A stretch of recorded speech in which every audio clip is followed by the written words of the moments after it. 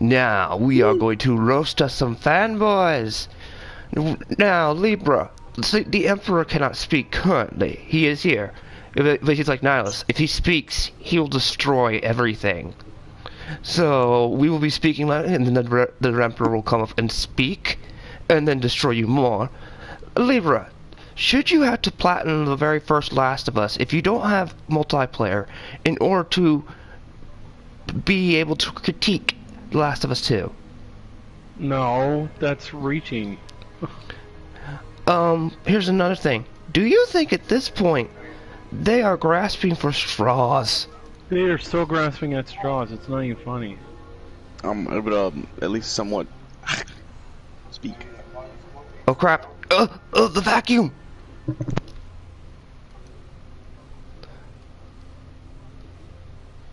Vacuum? What vacuum? Nihilus, when he speaks, he sucks all life out of things. So the Emperor right now is currently Nihilus, so I, Revan, have to take over just a tidbit.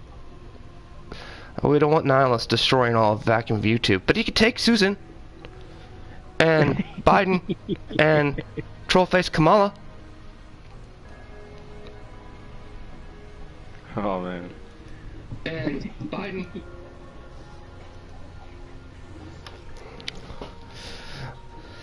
So, the more fun thing is, why can't they just give up? Do these people have Stockholm Syndrome? I think we've created people with Stockholm Syndrome, unfortunately. It's like ex-girlfriends that can't get off your dick. Let's not go on that part again that you nearly killed me on my own stream.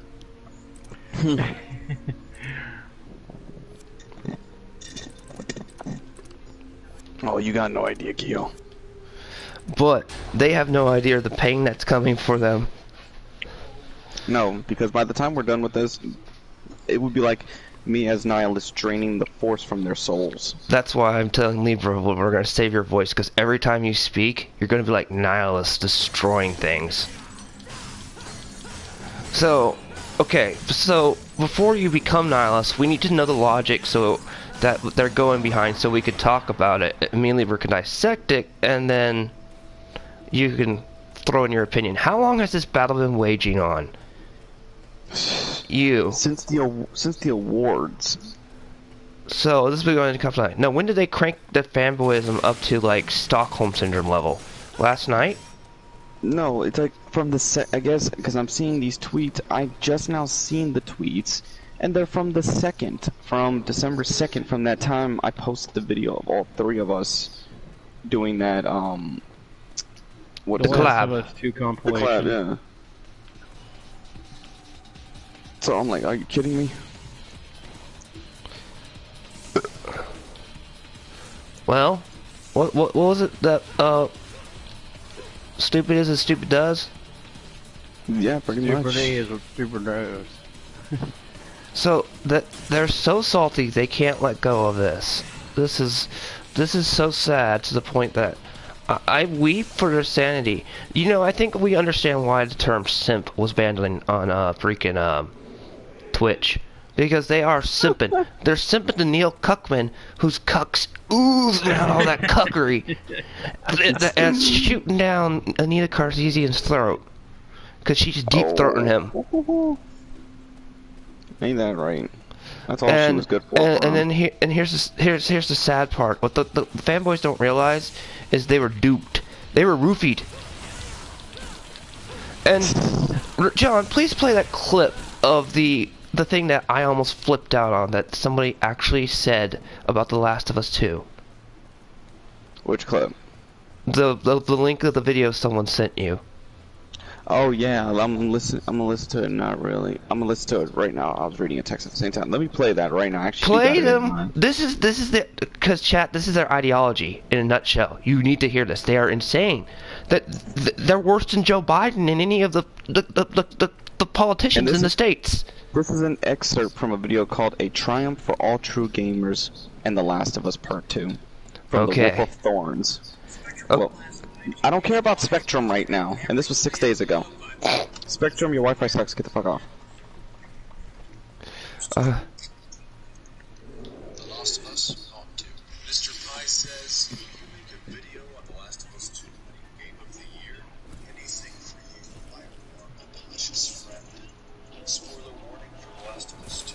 Stop now or forever hold your peace. From the Golden Joystick to the Game Awards, The Last of Us Part 2 and its developer Naughty Dog have taken home 13 trophies, including Game of the Year, Ultimate Game of the Year, Best Game Direction, Best Narrative, and Best Performance. Since June 19th, most of us fans have been and are still undergoing a powerful and meaningful journey with this world and with these characters, as we still continue a journey into hell.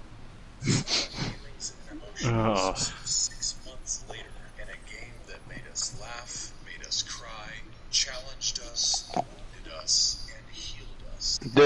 Oh, Rob, let me pause that real quick. It got one Give us- thing right.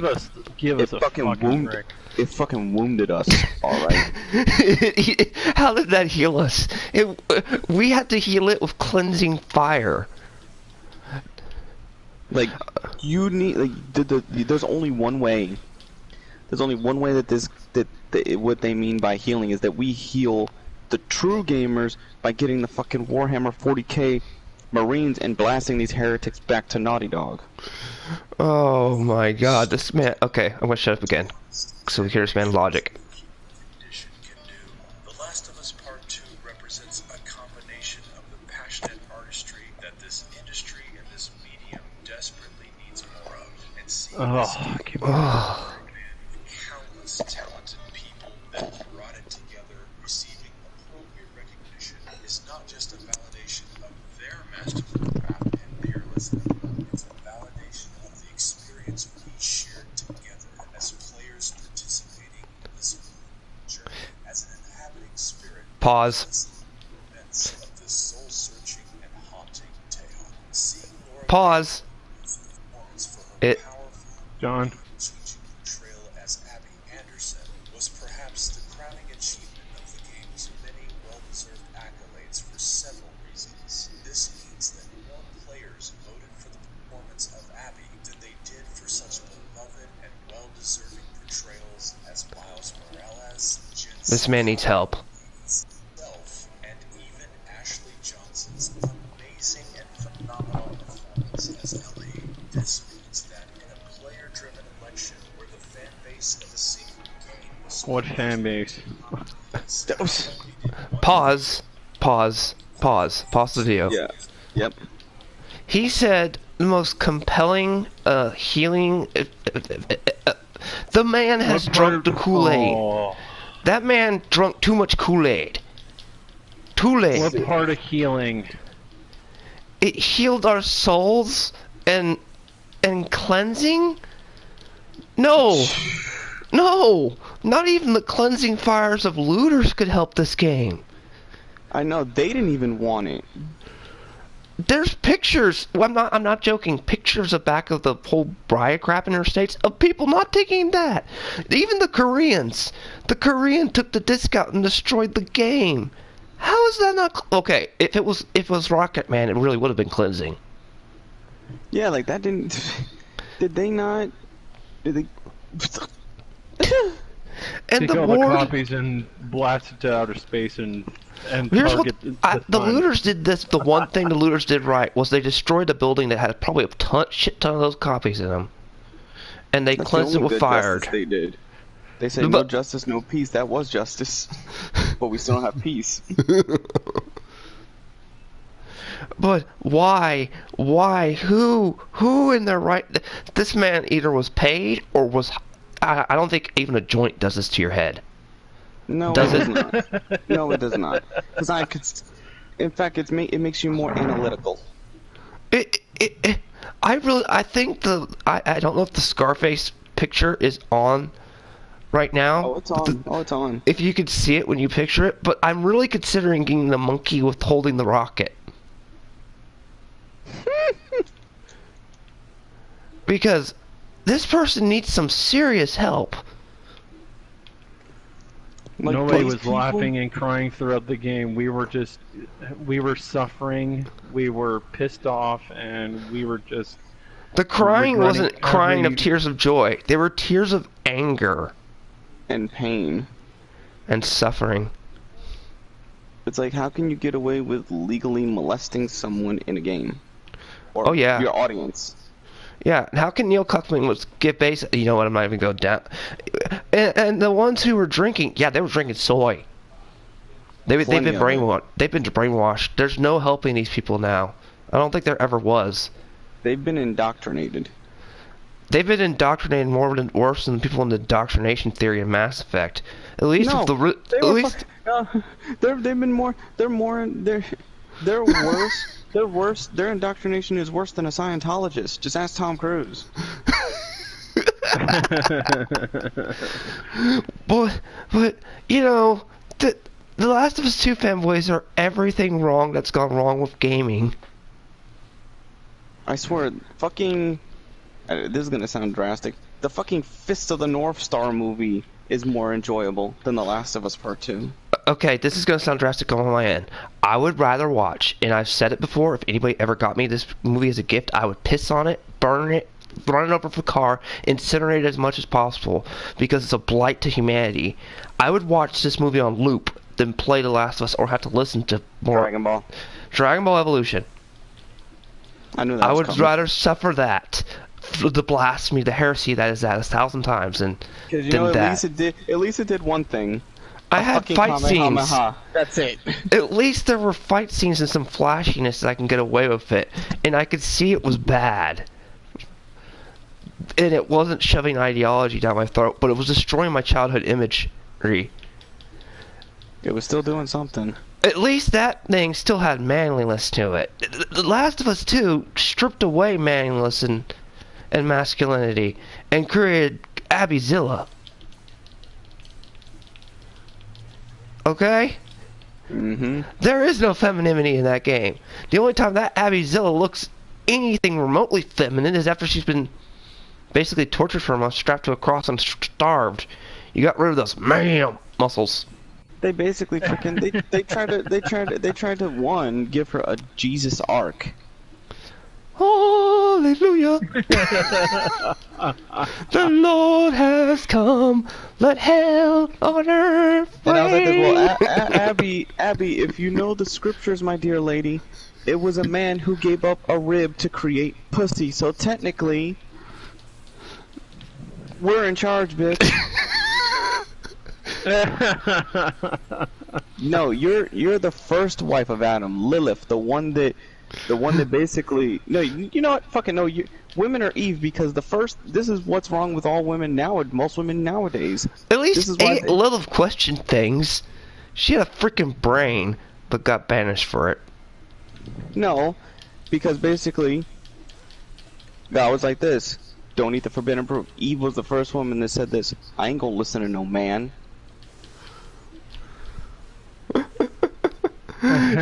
So basically, you fucking doom part of humanity just because you didn't want to follow the rules. He was Yeah. following the rules. What about you? And he was kind of like, dude, I'm chilling at this place. This place is good. We got immortality. We got no diseases. We got no Bidens or Harrises. We got no Pooh Bears. We got no problems. We got Eden no paradise here. And then your bitch ass has to ruin my life. Thank you. And I'm stuck with you for life. God, why did you create man this opposite gender? And my argument to the big man upstairs would be like, look, dude, I didn't ask for this. You chained me. Strip her out of Eden. Why do I gotta get punished? Yeah, exactly. Like, what do we do? If anything, I was more loyal to you than him. I didn't listen to the damn snake. I know. I was tricked because this woman was with me. I just wanted some pussy that night, so I did this. The first form of sympathy. Simp logic. Yeah, basically. But it wasn't bad. No. That time, that was the only form. I actually saw this great satire comic making fun of all forms of religions involving Adam and Eve, and it was literally before God created women, and it shows all men, elephants, like just alphas, you know, men, gender in general, of like everything, getting drunk and plastered. And they go, brr. I was like, oh, this is beautiful. And you see a picture of this old man god upstairs going, I'm working on to fix this problem. Because they're all on lawn chairs drinking and eating. I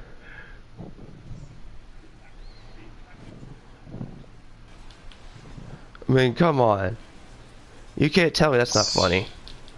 I think another problem is when the feminist movement began, they brainwashed a lot of girls to be like, oh, we can do things just like men, and no, you can't. We got to stuff your ass full of testosterone for you to do jack shit. You know, when the collapse happens, I'm gonna laugh because we're gonna go back to primordial style things. It's gonna be. Well, wait, what was your job? I did code. Oh, no, wait. We're gonna go Cuckman. Oh, wait. You're here, Cuckman? You're in line? What did you do? I wrote The Last of Us 2. Oh, you wrote The Dumpster Fire. Can you do anything else? Do you still have uses of your hands? Yes. Well, guess what? You don't get to go near women, but you get to go back here and dig holes for graves. Here's a shovel. Learn how to dig. We'll use you for making farmer crops and all the other stuff we need. You're a farmer now. You get nothing good because we do not want to ruin the gene pool that's left of humanity. Let's just take all the women that have been brainwashed by feminists and just take them. take them back. And make sure they don't get trapped in the curse like Eve did. I don't know what you would call it. It's so sad to think that this is what it devolves into. Oh, but then again, it's not surprising anymore. Nothing's out of the realm of possibility anymore. Because if they're continuing, where were you, Last of Us 2 fanboys, when The Last of Us 2 was getting roasted before the Game Awards? Yeah, now you're just clout chasing. Fucking House of the Dead 2 has a more consistent story. Oh yeah, and better characters. Yes, they have better characters too. With the bad dialogue. Symphony of the Night with the bad, you don't belong here, you monster, was better. They better fucking remix that line when they ever get to Symphony of the Night in the anime. Oh god, I think they already did. To a degree, no, you had Trevor. They didn't get to that. Well, no, I'm talking about after, because they still haven't done Rondo of Blood, which. Oh, I thought they covered Rondo of Blood. After. No, they only covered Dracula's Curse. They're only covering They've so far only covered Dracula's Curse. We haven't even got to Simon Belmont yet, so. Okay, well, I'm just saying the bad dialogue of. Basically, Simon Belmont's fucking parents. We're seeing them right now. Yeah. Fucking what's his name? Sypha and Trevor. Because Sypha, since she's a mage or a seer, she has extended life. A Belmont has extended life to a degree, so time can pass before he has him. By the way, that was back when female characters were written properly. None of this. Oh yeah. Oh wait a minute. The video. I paused it. Wait. Continue the excerpt? Yes, we will continue. I'm about to beat up this succubus-looking woman snake thing. So this is perfect representation of the soys. I'm about to beat up Anita Sarkeesian. So come on, let's play more of their line of logic while I beat up their succubi queen. Real quick, that was a quick. Oh my god! If we were on the Maury show, and that was a lie, saying that Abby's the most beloved character.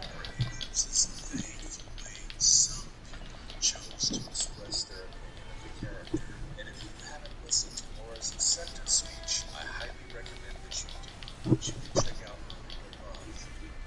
oh man, I told the team on the day that I finished filming that what I wanted more than anything was for my performance to give a performance that honored the impact that the original game had on me. Congratulations. Bull, you didn't even play the game. Fans, you absolutely accomplished your goal. Yeah, you accomplish your goal of going woke. I have to shoot some more of Anita soy out of her mouth so Cuckman can have some chum in it.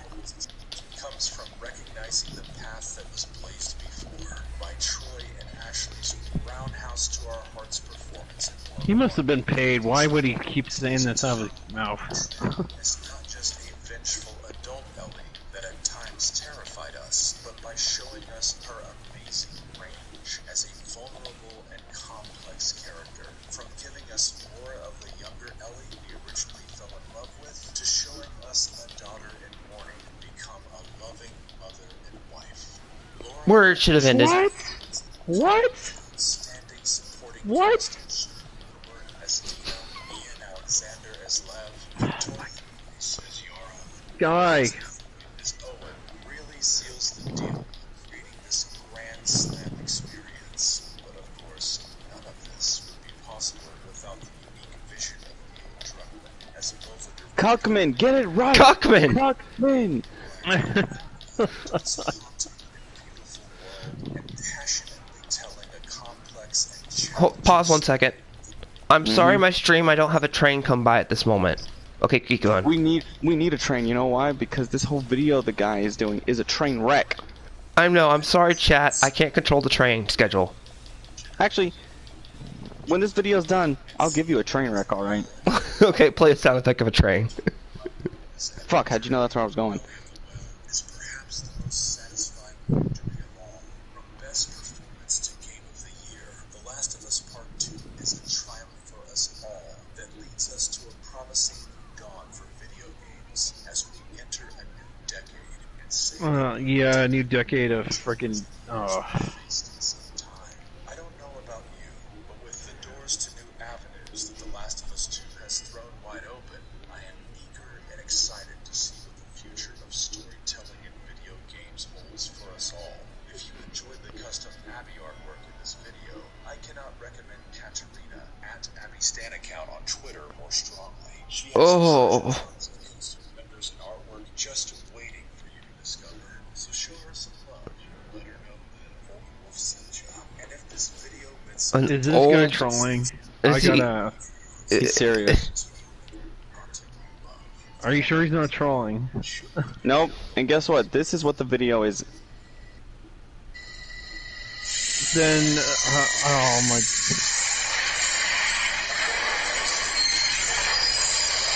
You know what? This just proves that Western stuff is starting to die slowly. It's starting to die. and It's curling up done all in a died. ball. It's died. There can be no saving Western storytelling. Not even BioWare, CD Projekt. No, it's dead. Cuckman drank the Kool-Aid. Actually, got- Kill, there's now. Think about this. I still have other links that these idiots have sent me saying that these are their defenses, and these are the same defenses that the fanboys use. So I mean, if you can't What come up with anything defenses? new, What defense is that? That's the most. What I heard was a sad shell of a person who needs to find themselves. listen to Because- this one while I get up and go to the kitchen. Just listen to this. This is the links. I got the links. See, I got the receipts. All right, we'll listen to the receipts and then we'll judge them because this is Oh, some yeah, we'll rabbit listen hole. to each one Before and you we'll judge it. started, I'm just gonna quote again from Billy Madison. What you just said is one of the most idiotic things I ever heard. All right, At no point in your rambling, incoherent response have you even come close to anything that could be considered a rational thought. Everyone in this room is now dumber And now for having I'm listened to it. I'm gonna God quote the have mercy late on your soul. I'm gonna quote the late great Billy Mays. But wait, there's more. all right. The Emperor has spoken his nihilist form. Unleash your suction of life. Jaws 2, Garfield 2, Knack 2. So obviously Last of Us 2 was destined to be a masterpiece. Until Oh. plot got leaked. Then the internet decided that this game was no good. These spoilers basically show you that the game is not worth buying. This game is shaping up to be a complete dumpster fire, dude. Like, people are canceling their pre-orders left and right. I won't be buying Last of Us 2. You have betrayed the fan base. I don't even want to fucking play it anymore. And it's quite fitting that both Halo 5 is dog shit, and so is Last of Us 2. It doesn't Mudafar! matter if the game is out or not. The story is still dog shit. And this is why you have to actually play a video game before you start talking all that shit. Of course, these guys are small potatoes. Now me, I'm the dude off of Ratatouille. You can get past these guys, but the only way to get past me is to put Donkey Kong in the game. What sucks about always putting out great stuff is that people come to expect the impossible from you. The original Last of Us was a very good game, one that has been very influential on this generation of story-driven games. However, compared to this game, it is like a dog's chew toy. Uncharted 4 took Last of Us and slammed dunked it into the fucking garbage can. Bigger, more interesting story with better acting performances, better combat, music, puzzles, Crash Bandicoot, and all of these different types of traversal. So how do you top Uncharted 4? Well, you don't. In that game, you get a grapple hook. Oh. In Last of Us Part 2, you open 150 filing cabinets. Uncharted is mysterious and exciting with a knockout ending. Last of Us is gross and horrific. It is a barrage of violence and screaming and cruelty. But The cruelty of my soul! Build upon their hide-and-seek style of combat. You can now crawl through grass, set traps, trick zombies into attacking your enemies, and headshot people with your silenced pistol. This isn't Metal Gear 5 levels of flexibility, but it's a far more game-like game. Oh, the soy! Branch and paths. Some of the encounters in this game are so sprawling and complicated that they could be tackled 20 different ways. Eventually, Oh, thank goodness. enemies can spot you pretty easily, and that's when you gotta throw a Molotov at somebody and run for cover. The less people searching for you, the easier it is to slip back into hiding. This is why I would often shoot I had to everybody. take a break from the stupidity for this. I'm listening to the stupidity. Destroying someone's entire body. You have a bow and arrow that shoots dynamite. Enemies cry out for their fallen comrades and beg for their lives. What happened to We Don't Hurt Dogs? Desire for this kind of thing taken to such a degree where you go, Jesus Christ! In a stroke of absolute genius, You're not supposed to question your master. classic game of Battle Royale. When Ellie kills somebody, she'll sometimes call them a swear word. Dick. That's every game. Fucking motherfucker. It can't live up to its mind-blowing E3 trailer, but this is easily one of the best-looking games out there. The story is heavily reliant on actors and animators alike to bring these characters to life, and they do some incredible work. We've seen all sorts of U.S. cities in video games: New York, Boston, San Francisco, New York, Hong Kong, Chicago, Los Angeles. Free Hong Kong. But it's cool to see a place I'm actually familiar with realized in the China. Seattle. Hey, what the fuck? Oh my god. This game is ruined. Blizzards and thunderstorms heighten the tension. Sunlight pierces through windows of abandoned storefronts. Trees and currents tear through the city and reinforce imagery of life and beauty slowly rising out of this world of darkness. People aren't mad about graphics or gameplay, though. They're mad about the story. So what do I think? We have about every this right story? to be, you bitch. You want to know what I think? It's a pretty good story. I haven't been this engaged by a video game since. Are you retarded? There are some bold twists in here, but they're all in service of a story that is still very faithful to the spirit of the original. This is No, a it's not. game No. that takes its time setting the stage. Nero, and keep bashing these lizards. These Abbyzillas.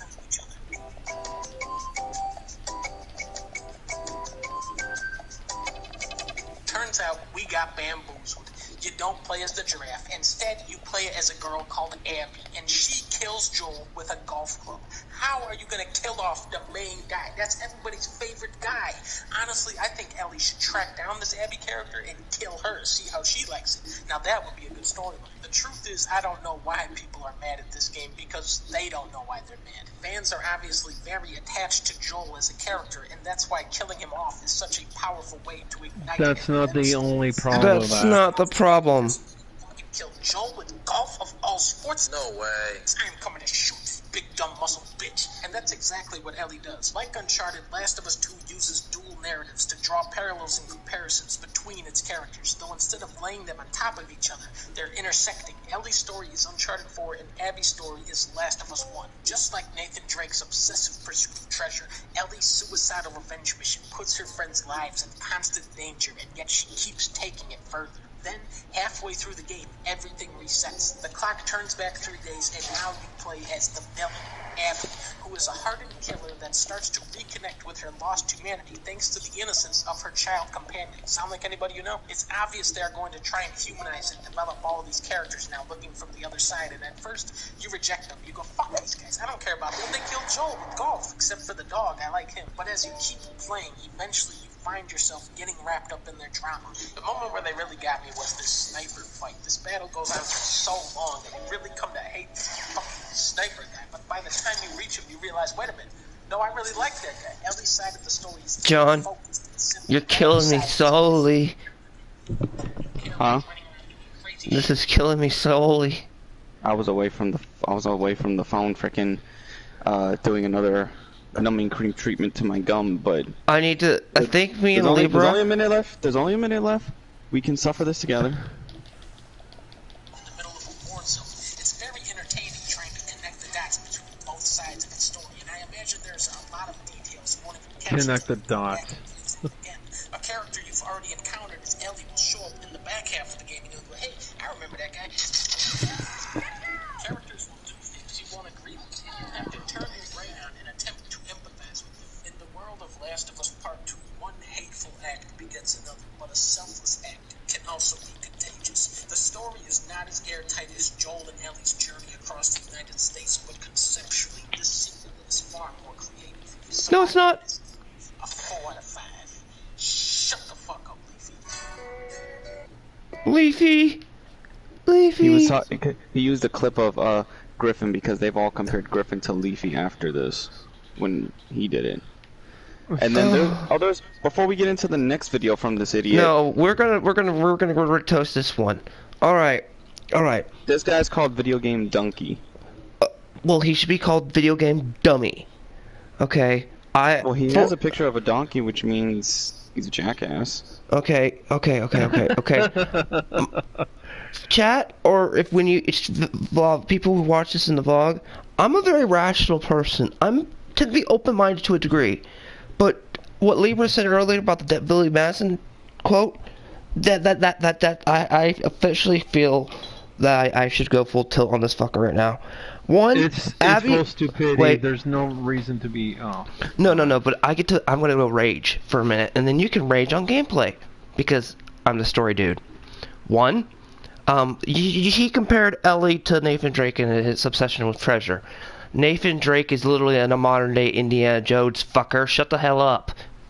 And Nathan Drake got his family ending at the end of 4 and settled down. Ellie did not, jackass. Okay. We'll take a stretch here. Let's string logic. And by string logic is when we take something and we stretch it as far as it can go until you're more than grasping at straws. You're grasping at threads. Yeah, these guys are grasping at massive threads. Abbyzilla, or Is Ma'am, does not parallel Joel in any way. Just because you have a Japanese kid or whatever nationality kid there does not mean that. No. What made Joel's thing unique was it's very hard to write a child character. You write them 2 ways. They're annoying, their escort mission's annoying, they're bratty, or whatever. There's only 2 child characters I've ever enjoyed being around. Clementine, from the first Walking Dead where I played as Lee, and Joel with Ellie when she was preteen. The sneaking? No. Don't compare Kojima's work to Cuckman's work. Kojima invented the damn sneaking genre practically. So shut the fuck up on that argument there. I'm gonna be Metal Gear fanboy mode just for that one little minute. You can shut the fuck up on that. Metal Gear, even the worst games in the Metal Gear series have fucking a consistent story. Let's say, since it's jungle setting, Metal Gear Solid 3 did it better, and that was for the PlayStation 2. I'd rather play Survive than Last of Us 2. Okay, there we go. Okay, and that, at one point, not at all with Abby Zilla, her story from what I've analyzed or seen, does not compare to Joel's, because Joel was already an asshole and had been spent 20 years hardened. He saw his daughter die right in front of him while carrying her dying body, and lost his soul there, had to harden himself from the start of a cold, rotten cesspool of world which needs to be glassed, and had 20 years of hardness. Abby Zilla did not. Abby Zilla was born in this setting, so that argument goes out the window. And Abby Zilla became a psychopathic killer, but Joel was already a decent person from the get-go. It's 20 years of horribleness of humanity did that to him, and at the point where he just became running on momentum. And you quote to, you think she was selfish? No, Joel was selfish because he found something he liked. There we go. And it was to kill all the horrible doctors anyway. And by the way, to point your spec, you fanboy, there are several tapes in there that you have to go the way that says that operation wouldn't have worked to begin with. Exactly. It fucking tells you that the chances would have been some anyway, so she would have been a sacrifice for nothing. So he Joel did the right thing regardless. Morally, but then but get this. They fail to acknowledge one thing. How is it that the doctor, who's clearly a dark-skinned male, all of a sudden fucking was a white guy that was Abby's dad? What, did he lay in the fucking moonlight, which is the reverse of a tanning booth, where he laid in the fucking moon booth to lighten up? I don't know. I don't know. See, I'm trying to destroy their logic with writing logic, and you believe me, I've read plenty of literature and bad literature, just for guilty pleasure's sakes. And now, gameplay, we're going to take it to good old Libra here, because I've just destroyed them by comparing them to two Naughty Dog games that guy did. One thing before we give it to Libra, fucking, even though BioWare is not as great as they used to be, fucking Star Wars: The Old Republic 1 and 2, even by themselves as individual games, are still better. What one? They wrote about Old Republic, the MMO, and Old Republic, the non-game. The non-MMO, the Old Republic, the original, and the Sith Lords, the ones with the Sith Lords made by Obsidian. Oh, it's made by Obsidian? Yes. That's why I said they made the MMO, so well, just to correct you. That's Western storytelling, we'll consider it in there. Western storytelling. Hey, the fucking MMO is still a better story.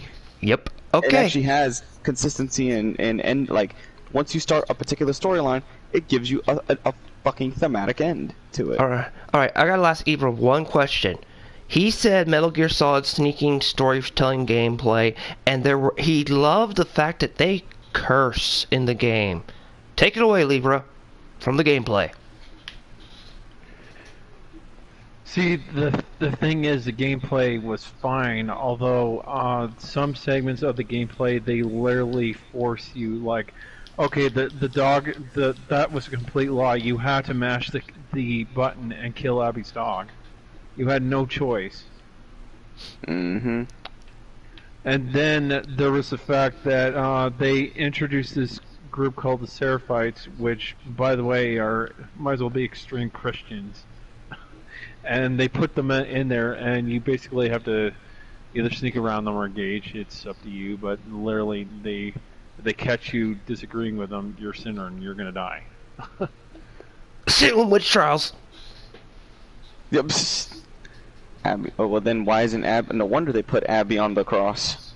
And then still, even the lie of you don't have to kill dogs in general. If they find you and the dog finds you, what do you think you're gonna do in that situation? You have to kill him. You have to kill it. You're just gonna let that dog just sit there and let the enemies come and find you? No. Okay. I'm gonna silence that dog before it sniffs me out. Especially in that setting, and also if you get bit by a dog, you have a chance of getting fucking rabies or an infection, so you're screwed that way because they don't have penicillin. Thank you. And that's a setting, lore setting, a writing setting, not a gameplay. I just wrote something in real life.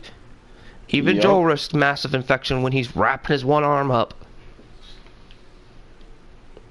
Like, didn't Ellie in the first game, you had to play as her to go find antibiotics for him because of that where he fell on that pipe.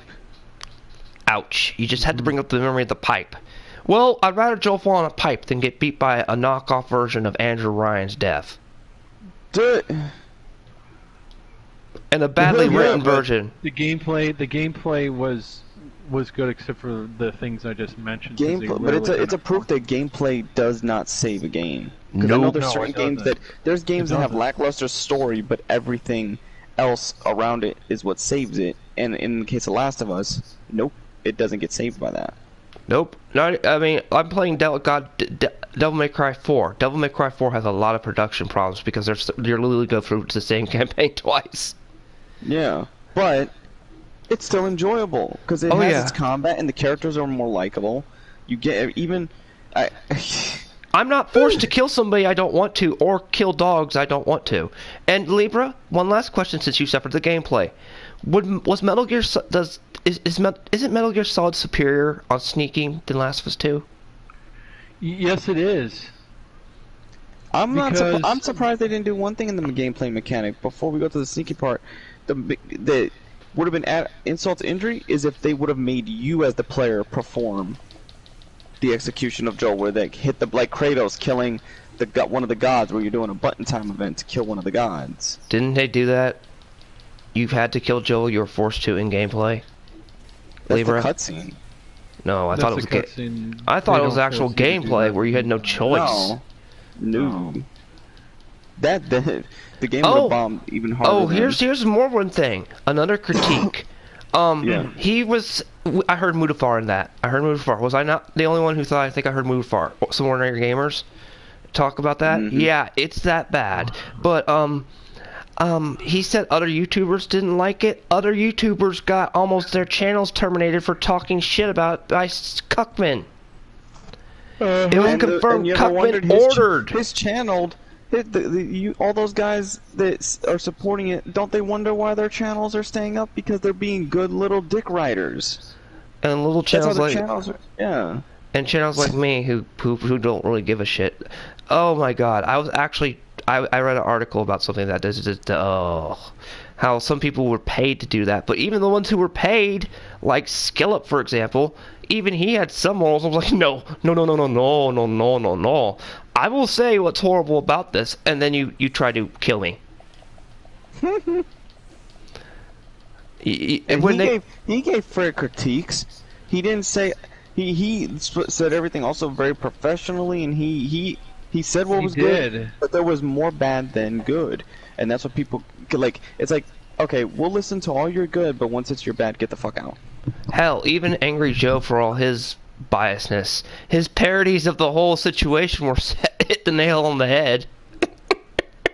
I enjoyed that part. Hey, Tommy! Hey, Joel! And how his cast gets killed by reenacting the stupidity of the What I want to know is why can't you be paid to be honest? Like, why do you have to be paid just to dick write something? That doesn't make any sense. Skillup was kind of, monetized, I would believe, but he was honest.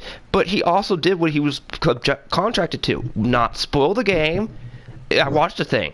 He didn't Which is spoil fine. the reveal or anything. He said what was bad and what was good. He didn't give any of the things they paid him not to say away. And they still struck your ass. That's hypocrisy at the highest when it comes to paid. Alright? Libra, since you've agreed on all that, John, what's the next horrible link they linked it to? How many more? These How many are, more? These are the videos. The last ones, they're not recent. They're the videos that they were trying to use for their defenses, but immediately still got destroyed. But this is the guy's just using the same videos, rehashing the same defenses that that have already been debunked. No, but we So can I'm still we can still critique their stupidity, which is absolutely Oh, one yeah. of the things we're there. That's why I have Let me Scarface get saying, to "Say there hello to my now. little friend." So We we've have already to. been through 2 of them, didn't we? Yes, we've already Okay. shotgunned 2 of them, and Nero's already killed Anita once. This one is and guess what? This third link is back to Donkey Dick. Oh God, is this after the That's a Game video Awards? Game Donkey. Is it No, after? all this stuff. The first 2 links were close together. They were toward the Game Awards, and the other videos are after the release of the game when the criticisms were happening, and they were white. These are white knighting videos. Ooh, Libra, we get to chew toy some. Okay, you got the dumpster part out. Now we get to the Now he garbage. says this. He said, here's a comment. The franchise has been changed to appeal to children. A stupid incel that does not understand good storytelling. He's basically gonna be. I guess he's gonna be trying to insulting the people that this is all over. And he says also there'll be spoilers for the best game that comes in second place, Final Fantasy VII remake. Oh my god. Oh my god. Remake? Kyo, you're gonna blow. You're gonna bust a blood vessel, Kyo. Remake will deserve its own podcast. Okay, I will. I will mentally. This guy, and this is an 18-minute video, so brace yourself. I'm just gonna say this. Preface. For all my biases tomorrow, the next podcast we do, because we won't be. This is because of the stupidity. You've had how long of an hour battle that you couldn't sleep because of these stupid white knights? They wouldn't let me go to bed till 4 in the morning. Yeah, that's why we're doing this. I finally slept late. Who would freaking waste their time? They're like retro on steroids. 4 o'clock in the morning. They're retro on steroids. Let's see what this guy. Let's see what Donkey says, because he might get a digital execution. All right, continue on. The year is 2001, and gamers are angry. One of their favorite franchises has swerved in a new artistic direction. The problem with the game is very clear. The graphics are terrible. The graphics are so bad, in fact, that they completely ruined. Are you shitting on Final Fantasy IX? It was The Legend of Zelda Wind Waker. Oh. Thankfully, gamers were never wrong again. Today, I'm going to be discussing The Last of Us 2 with some of the greatest minds of the YouTube comment section. For the safety of the viewers, I feel I need to warn you guys that I'm sorting comments by news, so please be careful watching this. Now, when I reviewed Last of Us 2, I rattled the monkey cage pretty good. This is my most disliked video ever, which is a little weird. It should be. I've been talking shit on beloved games for years, and people have been getting pissed off at me for years, but it wasn't until I actually liked the game that people really started freaking out. It's because you went woke. People didn't dislike you because they liked the game, because of your stupidity. What is my response? Okay, we gotta shut up. Well, monkey god, I love you, but you are one stupid motherfucker. First things first, you need to realize who you are talking to. It's me, baby. Video game donkey. Remember the guy who self-destructed his sponsorship with Microsoft when I couldn't even pay my rent? If I was a sellout, you know what I would do? I would read the room, go, oh look, everyone hates this game, and pander to fucking idiots. I am not here to regurgitate your opinion. I'm here to make the videos I want to make, even if it pisses off some baboon brain, dumbass little bitch like you. Our next comment is from Jerome. He says, you're stupid. Now, Jerome makes an excellent point here. I am kind of stupid. Think about it. Oh my god, he's self-aware. I don't even understand what this person is trying to type. The reason people dislike the story is because Joel wouldn't be so stupid to tell a random armed posse is suspiciously chilling outside of their stronghold his name and what he's doing. Okay, so here is someone making an argument instead of whining like a little baby. I've seen a lot of people share the sentiment that it's completely out of character for Joel to die how he does, which is kind of funny to me because to me the most jarring, most bizarre part of this game was where Joel busts in with a guitar and starts playing a song and singing. This is not what Joel does. He doesn't do this. Now the Joel I know just kind of stands around and grunts, and when he goes somewhere new he goes, man, this place smells like a goddamn Cheeto factory. And then he sees a dude limping along asking for help. He goes, that guy ain't even hurt. Joel fucking sees Tommy. He goes, hell, that ain't even real.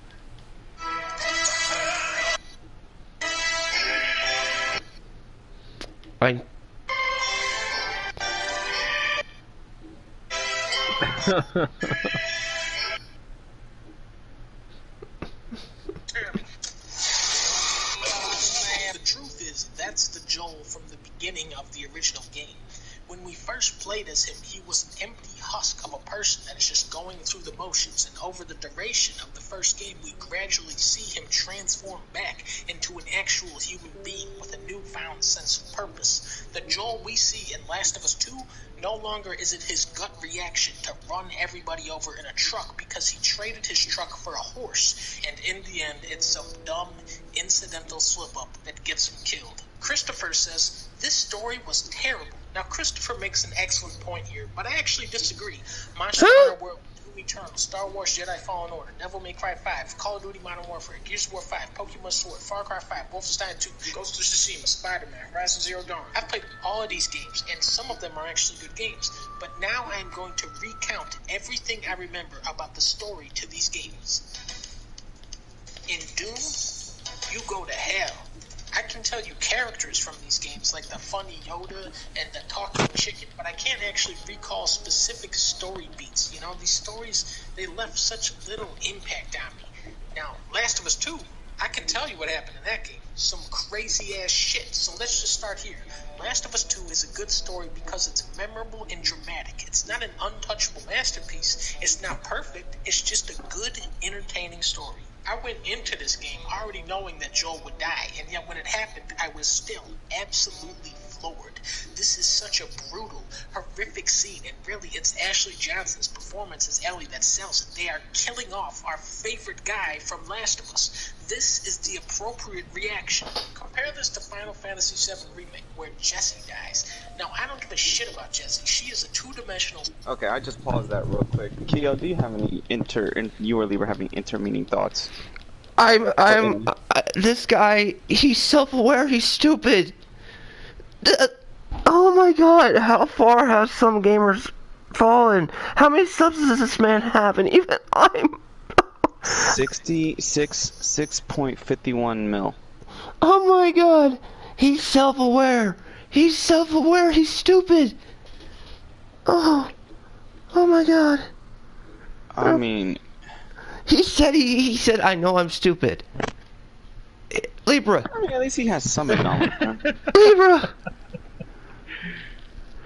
No, he just said that, but he said that one of the core characters that you like from Final Fantasy VII, he said that bitch is stupid, and I'm glad she died. Well, wait. What, One of the people that, of the people that people actually like. Hold on, let's remake. She said Jessie. Jessie, I'm gonna give you one thing of the attraction on review.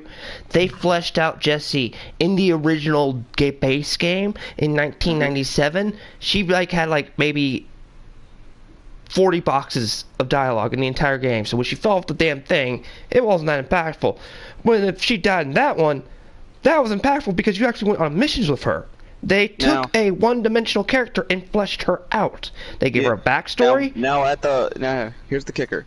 Thank goodness this video is long, and we're gonna discuss it afterwards because it's gonna give enough time to. This video is so bad that it's actually making my wisdom tooth hurt. That I have to put another dose of numbing cream and block my voice. But then when I speak again, there will be murder. Behold. If I don't murder beforehand. Hi, Bull Run. Why don't you type in chat with Bull Run and fill him up on the stupidity that we're going through, okay? Oh, I will. Okay. And can you get a train clip ready? Oh, I will when it's over. Well, every time one ends, I need a train clip going. Yeah. Okay. Okay. Let's go. Let's go before I die. Is that Cloud doesn't care either. Right as she is about to die, he goes, "You owe me a pizza." When Jessie dies, I go, "Okay, whatever." When Joel gets killed off, I am sitting here like, holy shit. I am emotionally affected by this, and now the rules are off the table. Anything can happen from here on out. I love when a story can actually surprise me and veer into unknown territory. I am so burnt out on formulaic bullshit stories, so when something crazy happens in a video game, I'm here going, hell yeah. Now Ellie has to go to outer space to fight aliens. Man, this is the first time I've disagreed with Donkey. Wow, this game sucks. But also, I've never played this game before, or the first one. Here's a comment from Hideo Kojima. He says, "Don't listen to him, y'all. He didn't like it. Kojima, get out of here. You don't make this game." Donkey is an idiot. He is! People don't know why this 4-hour review is breaking down everything that makes the game bad with far better reasoning than anything in this video. Now, this comment is actually a masterpiece. He's mad that I said people don't know why they're mad. But at the same time, he still doesn't understand why he's mad. He references some mystery 4-hour video. He doesn't know what the video is called, and he can't name a single point from the video. Like, oh, what the fuck? There are smart, level-headed people with functioning brains who don't like The Last of Us 2 for valid reasons. and this is not one of them. I'll tell you why we're mad, Donkey. Thank you, Big Boss. Here we go. The world of Last of Us is not advanced in the slightest. Nothing happens. It's nothing more than a revenge narrative, and it feels lazy, like it could happen to anyone in Last of Us Part 2. But Last of Us Part 1, that story was Ellie and Joel to experience, and given all of this, and Cuckman's reputation for being a... He said it! Cuckman.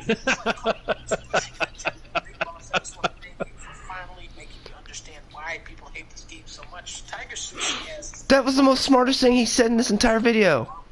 Oh, too bad he's stupid other than that. Okay, let's keep going. Zombie up. Am I wrong? Dude loses his loved one, then he gets old and grumpy, then he little kid, and the old guy's like, damn, this kid is annoying.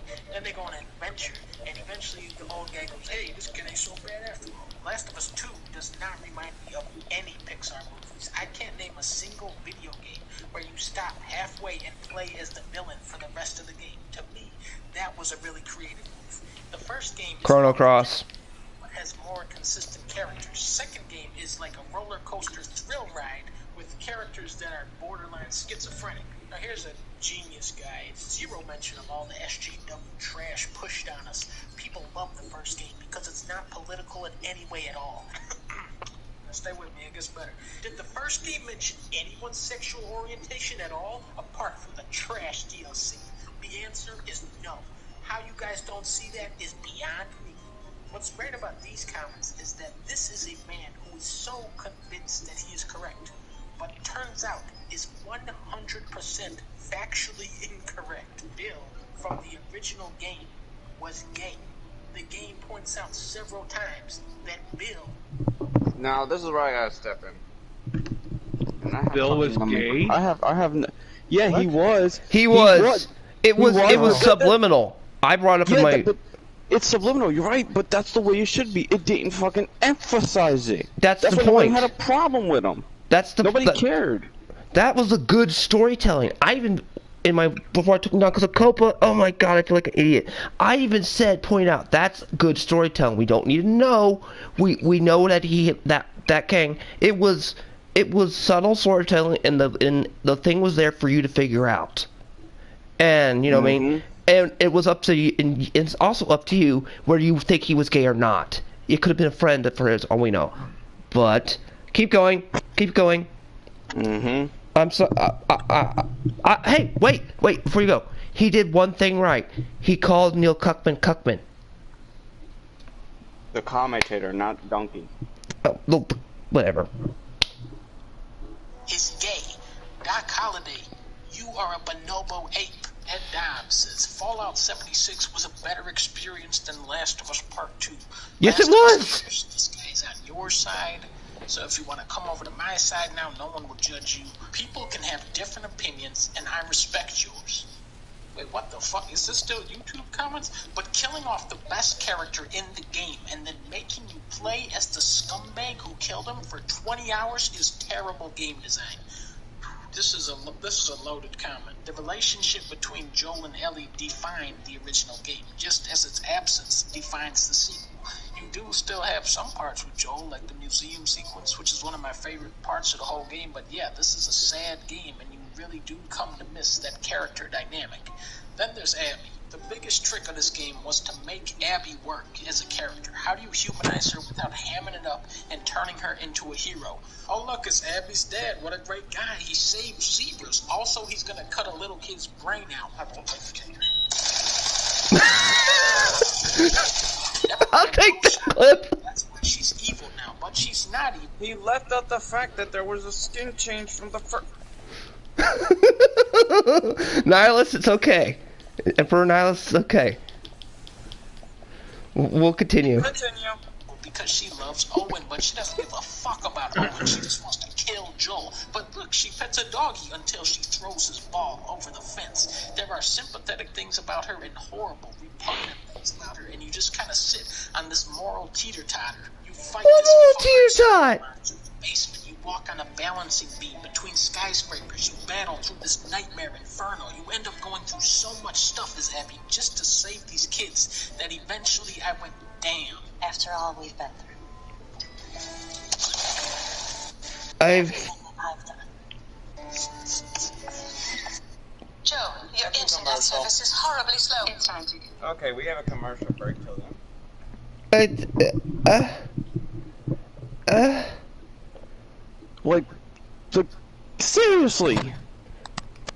Is he reading comments? Yes. These comments are some right and... Oh, how far have Okay, we... it's back. How far have we fallen? Oh, hello, Dustin. We're listening to Fanboys before we blow him up for my little friend. The Last of Us 2. I get shot in the temple by a magic bullet that performed surgery on me off screen. Does he barely get shot in the head? Okay, I can explain this. Tommy is actually a character from Call of Duty Black Ops 4, where it takes 4 headshots to kill someone. Last of Us 2 is a game that takes itself super seriously, so when it makes goofy mistakes, they stick out like a sore thumb. The main thing that bothers me is how characters can now teleport. In the original game, it is a major pain in the ass to get anywhere. I mean, that was the whole plot of the game. In this one, right off the bat, Abby and her friends traveled 900 miles to a zombie apocalypse to investigate a rumor of a guy that might be somewhere. Then Ellie teleports to Seattle, then she teleports to Wyoming, then she teleports to California. The story is designed to be this horrific train wreck, but it does lean on contrivance a little too hard. This makes me wonder if you played the first game. Whether or not you did, you still seem retarded. If you misspelled retarded. The classic move. This game is just revenge bad, hammered over and over again. I really don't think this game or the original are about trying to hammer home some profound message. The fun of these games to me is trying to unravel and figure out these characters, and I feel like a lot of the best characterization in this game went completely unnoticed. When you're playing, I think part of my soul is dying. Flashbacks to Joel, where we find out the Firefly incident is driving a wedge between them. Ellie starts drifting away from Joel more and more until she finds out what really happened and cuts ties with him entirely. So when Joel gets killed, it dawns on Ellie that she wasted those few remaining years she had left with Joel, ignoring and resenting him. Guilt. This is what drives Ellie's revenge story. Later at the farm, Tommy comes to visit Ellie. He is just this broken man, physically and mentally, with his brother's death weighing so heavily over him. He knows Ellie still wants revenge, and he desperately tries to guilt her into pursuing Abby again because he can't. This is such a sickening, disturbing, and powerful scene, acted and written to perfection. I do think Last of Us 2 is largely a condemnation of violence, but not in a cheesy, one-dimensional way. The game wants you to feel bad for what you've done, but it also wants to piss you off. It wants to fill you with hate and says, here you go, dude. Shoot these dickheads that killed Joel with a dynamite arrow. The Last of Us 2 is support the homosexual. That's why I'm not playing. So if anyone wants to jump over to my side, you cannot make the player feel guilt for their actions if they didn't have the ability to choose something other than violence. This is true. It's against the gamer rules to do this, just like how you can't be sad when Arthur Morgan dies because you didn't choose that. I don't disagree that you can make the player feel a more pronounced sense of guilt when it was a decision that they made. Yoga Jake talks about this a lot in his recent video, but I also think this dichotomy between the player and the character is one of the most interesting parts of this game. There are tons of games where the main character is just a vessel for the player, but here they have their own volition. When we start as Ellie, I am right there with her going, hell yeah, they killed Joel. Let's get these sons of bitches. And I shoot tons of people, and that's fun because shooting video games are fun. And as it goes, oh god, not that argument. Until she becomes the villain of the story. It's a game where the more you win, the worse things get. And I can understand why that would cause a disconnect, but I thought it was brilliant. I did feel bad for some of the things I did. I need to disconnect my brain. This is what I love about Donkey. Even though the game does not have Donkey Kong, he still gave it a 4 out of 5. Truly an unbiased game critic. Thank you, Sig. I do try to be as fair as I can. What's the next mission, boss? It just throws away the point of the whole game. Literally tracked Abby through states with revenge as an intent, but just because she got a little kid, she gets to live to play golf another day? Alright, Rivera, you want to go there? You want to go there? Oh, fucking commercial. Under pressure. My soul is dying. Your soul is dying, it's almost over. It's almost over. This better be the last time you put me through this misery. I would rather listen to Grandma's story again. At least then I could die peacefully. Well, prepare to break. You still have another 10 minutes. Libra, are you okay? Before we continue, Libra, how are you doing? Oh, I'm just listening to this, and it's just I can feel the stupidity. Yeah. All I gotta say this guy called Video Game Donkey deserves a digital beatdown, digital execution, and the Kyoma's wrath. The controversial part of it, which is saying a lot. Ellie sacrificed so much to get to this moment and kill so many people, only to change her mind at the last second. Kind of like that one dude did in that PS3 game. I think it was called The Last Donut. Now, when this happened, I went, what the fuck? I felt robbed. Even though I no longer wanted to kill Abby, it seemed like that was the inevitable conclusion to this story. If Naughty Dog really wanted to nail out this message of hate spawning hate, Ellie would kill Abby. Thematically, that is the more appropriate ending.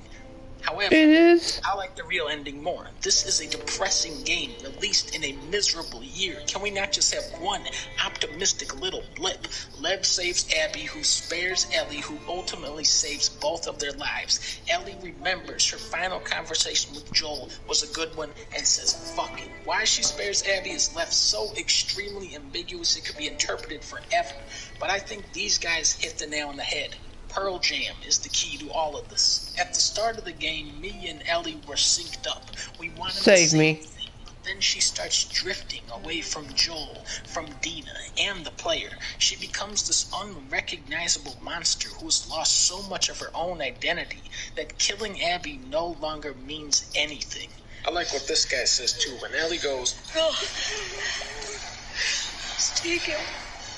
She's not talking about Liv. When she returns home, Ellie can no longer play Joel's guitar, which helped her keep his memory alive. You could see this as a cruel twist of fate, but now that those memories can fade away, Ellie can move on and hopefully live the life Joel would have wanted for her. What life? Ladies and gentlemen, Obi Kenobi from Star Trek. He says, I love how Donkey showed us the metric score to attempt to prove a point. Show us the user scores too. So Obi-Wan's getting a little bit senile in his old age, but just for you, Obi-Wan, I am now going to read some Metacritic user reviews. Here we go. Just no, not worth playing, not fun, not groundbreaking, not interesting or exciting. Naughty Dog's Downfall. One of the most meh games I ever played, written by a soy boy that ruined Naughty Dog as a company. No more likable characters because of that is a true review. This is an incredible masterpiece, a must-to-play. The baddest game in history. This game must be the game that can enter the list of games I don't like. Trash agenda. This could be a great game, but Anita had to add Plico Gina agenda. I gotta play a story-based game with a shit story that it's my fault because I'm a homophobe? Seriously, Days Gone did a way better job of this. Oh, God. I guess Obi-Wan was right. But now, just to be safe, let's look at the reviews for a good game like Days Gone. The story is very emotional and smart. Deep story with awesome graphics. This game is a masterpiece storytelling. The story and characters are top-notch, and at times I even felt emotion. Storytelling is so good that I thought I was dreaming. Good storyline, not like shitty The Last of Us 2. Deep storyline with white, straight protagonists. Damn. Hi, Sega lover. Looks like the people have spoken. The Last of Us 2 is a terrible 3 out of 10 story. Meanwhile, Days Gone is an 8 out of 10 masterpiece of storytelling. We're reviewing and going to blow up these people. Here, you can have this one back. But only if you promise to ride me as much as you ride your bike. Yeah. Fucking commercial again. You're killing me, John. You're killing me. It's almost over. Keo, it's almost over. You know, the best part of this entire review, these things I've listened to, is when he was reading the Metacritic scores who were saying how horrible this game was. Oh, God, it's back. Today, So, Keo, you're still breathing, right?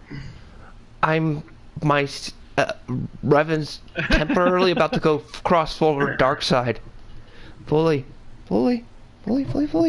Dead. Like, everybody agrees. This guy called frickin' Video Game Donkey he's dead on arrival. He is dumber. He's Really, dumber really than dumb. a box of rocks. Let me see his Twitter. Oh shit, I accidentally skipped this. Oh well. Oh well, story doesn't matter much. You can get Devil May Cry anyway. Even though Devil May Cry does have a damn good story.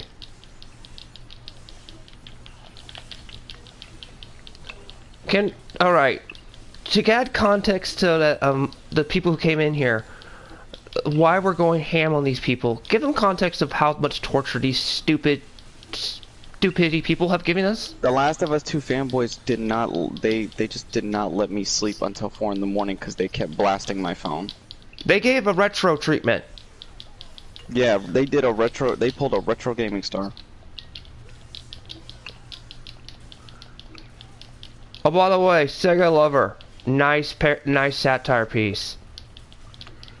4 o'clock in the morning, like, jeez. That's a retro there. Yes, they wouldn't let the poor guy sleep, even though he has pain in his tooth. Yeah, seriously. I imagine you even try to say, dude, I'm in pain, let me sleep. Fuck you, we're gonna torture you. Okay, Even on real quick, why is everybody beefing about what's everybody talking about the 21st for? The 21st is the day when, supposedly, when Jupiter and Saturn are going to align, and like, we're gonna have a planet alignment.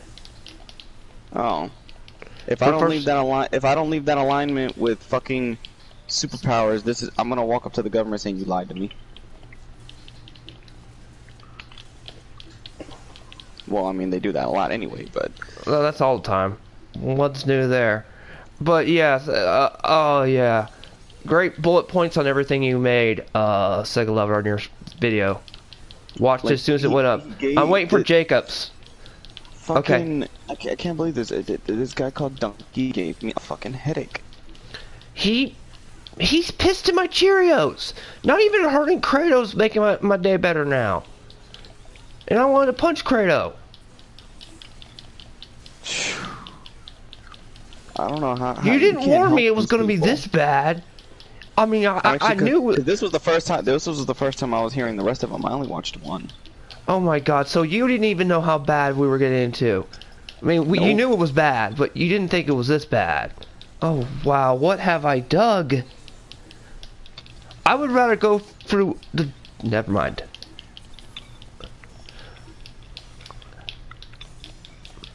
We need some video game nerd quotes.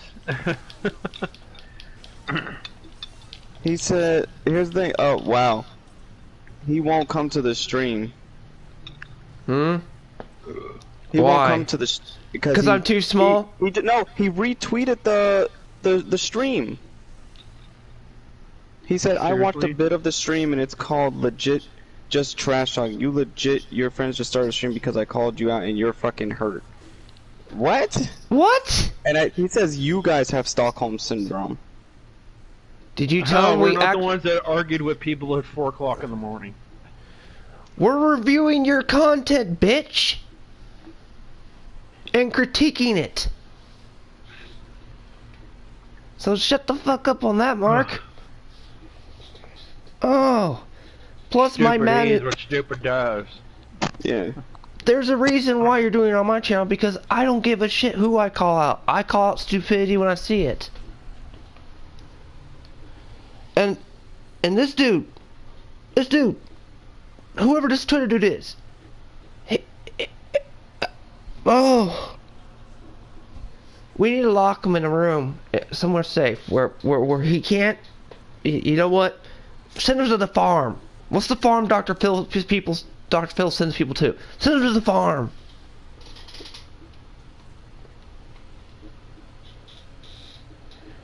He needs psychological help.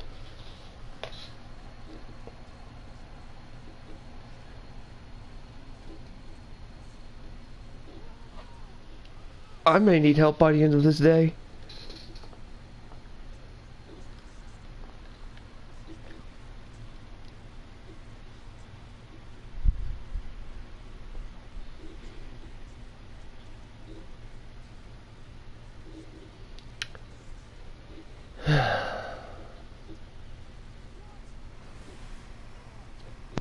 I just said this. I was like, you're one that is too scared to even comment and defend your game's case. If you can't, just stay a silent beta cuck. I thought I just saw a pussycat. Why? What? You know, one of the points he made was this game needed to come out during a shitty year of 2020 where a plague's around. Mm-hmm. Is that supposed to be funny? And don't realize that they are the plague. Is that supposed to be? That's not. It says they basically they refuse to give up. It's like they have Stockholm syndrome. How do we have Stockholm syndrome when it's been proven since the frickin' Last of Us 2's come out? Every time we retaliate on these fanboys, they're the Stockholm syndrome ones because they keep coming back for more after they get their asses spanked. What's worse is they're the worst kind of Stockholm syndrome. They come at you when you want to sleep. Cough, retro. Exactly. I mean, come on. There's a time and a place. If you lived in Abu Dhabi, like across the sea, maybe then I could give you a slide. But I bet you live somewhere where there's no 12-hour time difference.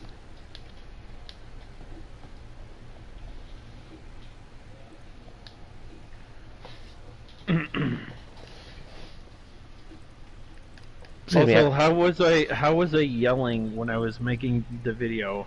I wasn't yelling. I was just critiquing the game. What do you mean yelling?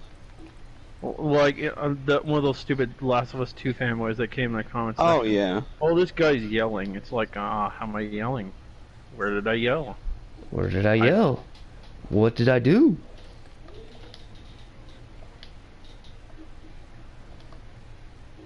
Last of Us 2 fanboys, you can't win.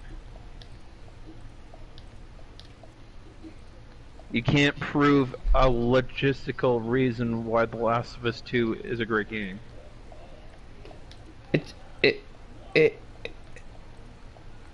Their stupidity knows no bounds.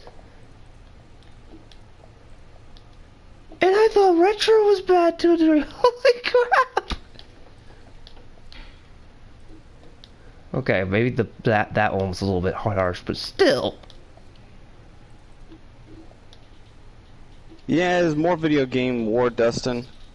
The Last of Us 2 fans just they do not quit. They keep getting their asses spanked and they can't quit. It's like Lover said, more video game war. Well, you know, there's no good press like bad press, to quote some politicians, but still.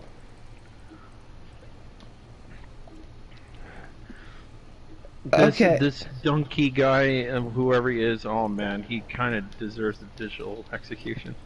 This guy needs psychological help, Libra. I literally flat out said, I'm like, why didn't you guys comment? You know, they said, oh, they're saying on Twitter, oh, we don't need to. Yeah, you do. If you're so right, defend your points live. But why? Because the three of us alone, or one of us alone, can entirely. And you're talking to someone like Libra, who has played the game, who actually got the game as a gift. I didn't waste my money. I played it with my sister, which was easy to do. You were forced into it by a female, so that's even worse. But the shit is, she sold it. It even said, "No, the first game's better." You know what she bought to add insult to injury? You know what she used the money to buy with it? She went ahead and bought the fucking Harvest Moon series. Hey, the Harvest Moon's fun on simulation wise. Exactly. No, so she was like this. She's like, I can get more out of this game than all of Last of Us 2. Yep. And what's their second line of logic, which makes this more funnier? You don't deserve to critique a game unless you've platinumed Last of Us 1. What? Yeah, no, I was told that by some other commentators on my other, from some other tweeters. Hi, Nintendo Gamer, I believe it is. But yes, you don't need to platinum Last of Us 2. Libra has beaten that game on the hardest mode, which is insane. Last of Us 1, he beat the hardest mode. Last of Us 2, he nearly died. So if anybody, one of the three of us deserves to say that can't get the platinum because of the online, it'd be Libra. You did the insanity. Thank you. I did grounded mode, for crying out loud, on the first Last of Us. Yes, you did. You, of all three of us, you deserve the platinum. The only thing that's stopping you is the stupid online It's a thing. multiplayer. I don't want to grind just to get a platinum. It's stupid. But For apart you from to force that, to go online. you basically got the platinum because you beat the story on the hardest mode. I don't even want to think of what John Wick's section was on Grounded.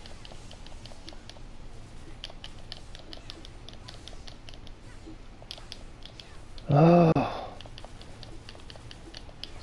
How much is that the end of the stupidity? No, they're still going. I just said, just come. They said, yeah, we can come defend our points like that. Then I was like, stop talking, pussy no balls. If you can do that, do so. If not, here's a pre-L because I sent them a gift with the gift thing with an L saying, here's a pre-L because 50% is for your comments and the other 50% will be once you ever decide to show up. Please, please, idiot on Twitter, show up. Show up. Show up. Show up. Show up. I'll talk. My rabbit to talk. Assuming I can start forming a little bit of cohesive. I had to stop the campaign because and I needed actually, to destroy Days shit. Gone, whether people can say anything about it, Days Gone is better than Last of Us Part 2. Oh yeah, they have smarter AI too. Mm-hmm. And I'm not forced to kill a dog.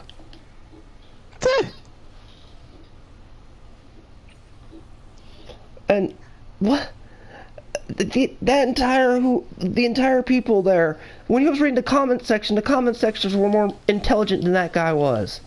Yeah, the guy that when he was reading those comment sections in that video, yeah, they are much smarter than him. That's the shit that's so funny. And the funny thing was, he's like, Kojima, get out of here. I'm like, dude, Kojima made a better game than that shit. So shut the hell up. I guarantee you that wasn't the real Kojima. It was just somebody. I know, but it's just. Yeah. Just this is the same guy who said that Last of Us 2 was inferior to Metal Gear Solid's game Sneaking. That's incorrect because if you get alerted, you get infinite guards and they keep coming. Yep. Well, not infinite, but way more than the freaking It's a Last death of Us sentence. Especially in Metal Gear Solid 2. It's a death sentence. You will die eventually. You're using, and the character you're using, Kia, she's more of a woman, strong female character than fucking the entirety of Abby. I thought I would just add that to fun. Oh, you mean Tess? Trish. Trish. Oh, Trish. Oh, okay. Different game. Trish, Lady, and all of them, and the females in DMC have greater. Hell, the fucking characters in DMC Remake are made better by The Last of Us Part 2. Hell, I'll tell you this, even the DMC remake, Kat is a better written female than that. Than Zilla. Abby Zilla. To quote Mannix. Mannix. I wish that the excuse you gave is, oh, it's 2020, it deserved to come out because of a plague. No, it didn't! It should have stayed in development hell.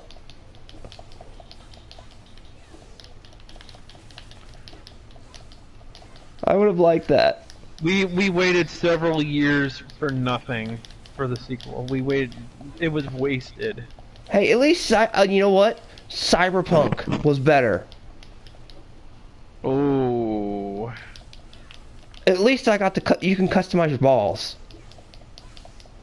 Even if the game was broken, Cyberpunk had to be better. From what I heard of it. Somebody please correct me, even if I'm wrong. I'll take a dysfunctional game on the consoles than a story that forces me to do stuff I don't want to do. If I had to. Cyberpunk is broken as heck and it's like a dead horse, but I will revive that dead horse if need be, because it's a better game than freaking that. Well, and plus CD Projekt Red will probably patch it, and the game will probably be functional. It's gone forever. Apparently, or something like they canceled it permanently from the PlayStations or something. I think it'll only be on PC, maybe. But no, they only discontinued the digital game. You could probably get a physical somewhere. Probably somewhere. I don't know how it goes. I'm gonna get it right away, anyway.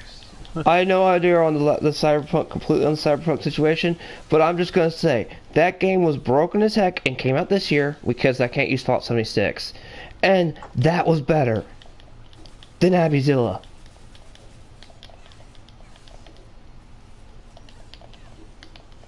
Oh, and it had Keanu Reeves. Oh yeah, that's one. He said that I was the one that called y'all together to put a butthurt stream together. What proof? You were already planning on streaming. You just needed a topic. Bitch. Keo, go to Twitter. Hold on. Let me get killed first in the Bloody Palace. Let a true female character get killed the way they should. Because at least Trish ain't no Abbyzilla. How we butthurt? This guy, he's broken. Did the quarantine break his ass? Did they make people dumber? What did they teach kids these days? I know, he drunk too much soy. You guys were arguing with John at 4 o'clock in the morning. That's butthurt. Over an older video we made over a month ago.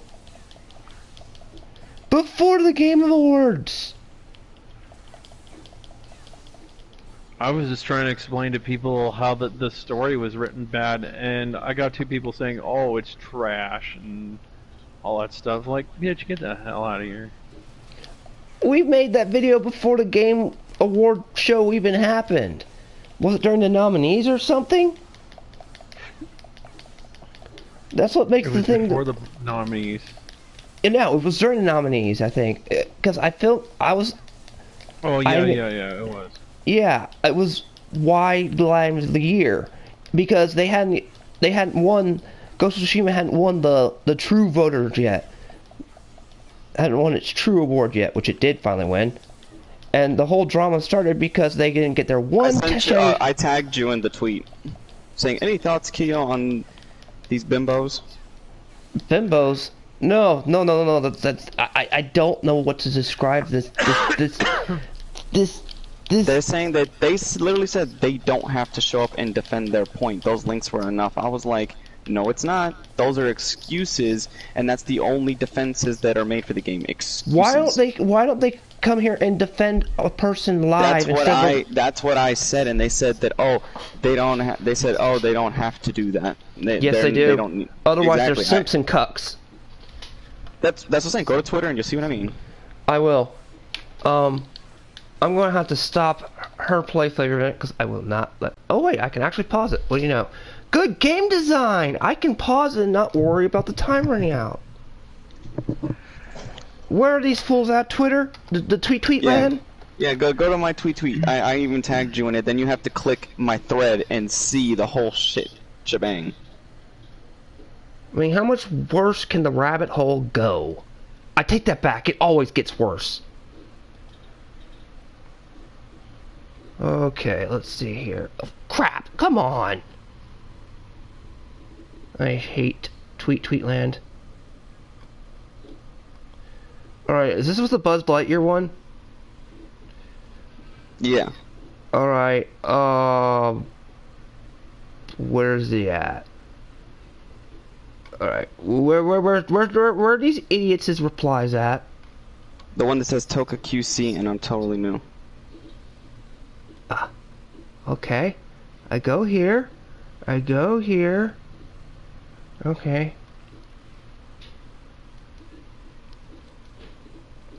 Oh crap, I didn't retweet. Shit. How did I reply to his dumb ass?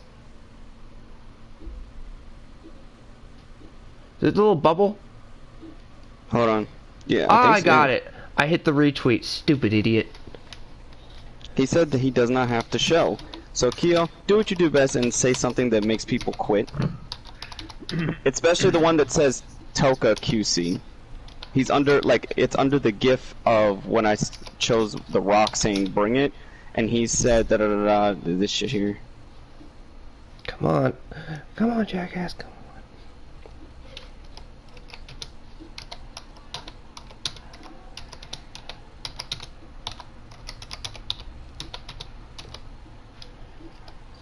Otherwise, by the way, I'm going to immortalize you. I'm Thought. That's the user's name, by the way, chat. It's Thought. Wow, how original.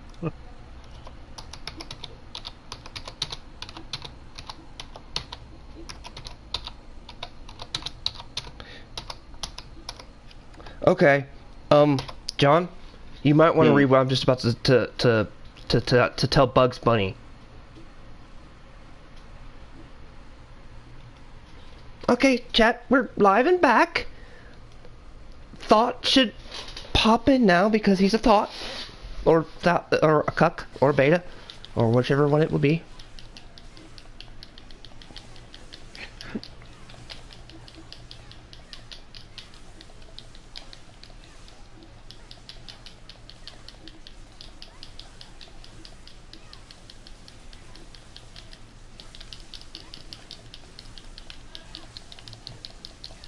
You gotta love the messery on the internet. There's never a dull moment to a degree. It's. Oh, did it shut him up? But he hasn't said anything yet. Why don't you tell them what I told them? Tweet, tweet, tweet, tweet. No, what I tweeted to these fools to make them come, because that's gonna bait them. Tell the stream. I'll show it. No, just tell the stream. Let me see, I gotta get to it first. I gotta see where it's at. It's under, Should be in there. Yeah, I know, trying to go through this. Oh, there we go. It'll trigger him. Come on, jackass, come on. Come to my stream, otherwise you are a simp. And I thought.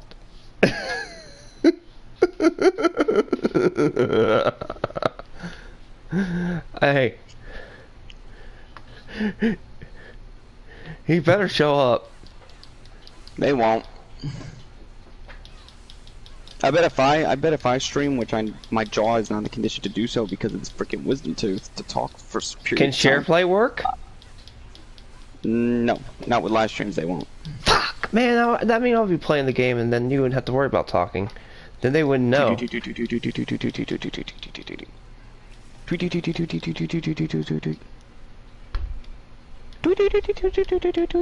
How many memes have I created this year by just doing that kind of thing? I don't know. You're playing fucking baseball with those demons on the tower. Well, see, this is how a decent female character. I can name quite a few that are fairly. What does he mean right. by we should all have the floor? The floor in the stream is open. What is he talking about? He wants to set it on his terms and conditions. He's pulling a Scottish guy. Well, what is his terms and conditions? Ask him. What are his terms and conditions?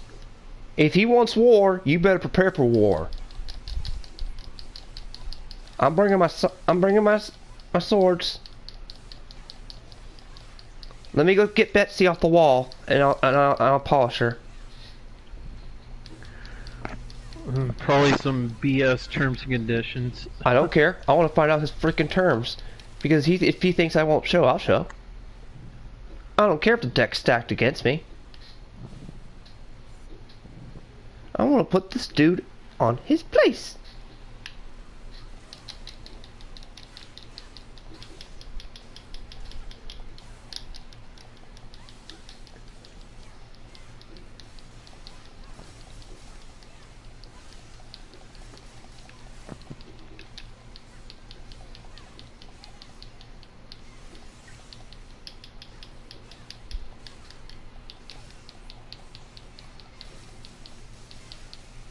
Ah, to quote Todd, it just works.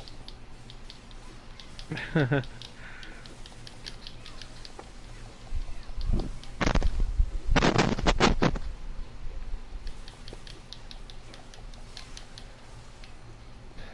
tell the stupid dude it's me coming, not you.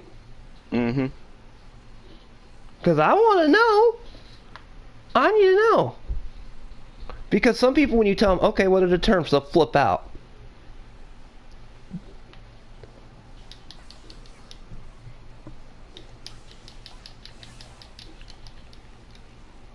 I'm going to love hearing this.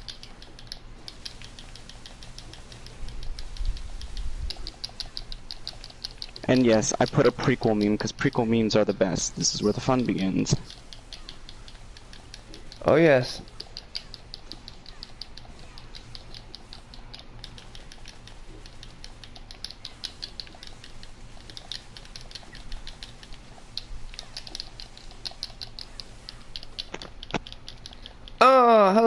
totally not new. Hello. Anything you need to say?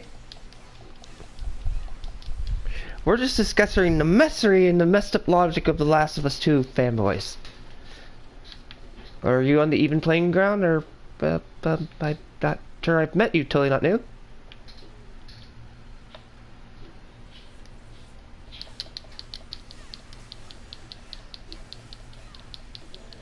Oh, Bull Run, there you are. Are you madly laughing at... What messed up the messed up fanboys? What fanboys? That's the thing. How are we fanboys? Oh, I think we're returning to the messed up fanboys that are The Last of Us 2 fanboys. They apparently have a few screws loosed in their head. Not a few, a lot. Yeah, I know, right? They went cuckoo for Cocoa Puffs.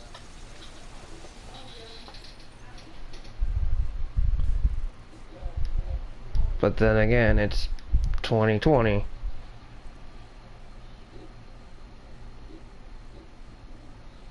What?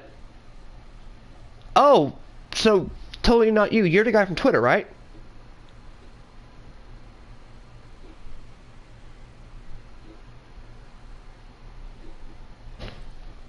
Wait. Am I gonna get a reasonable argument? Yeah. Oh, totally not new. Thank you for coming in.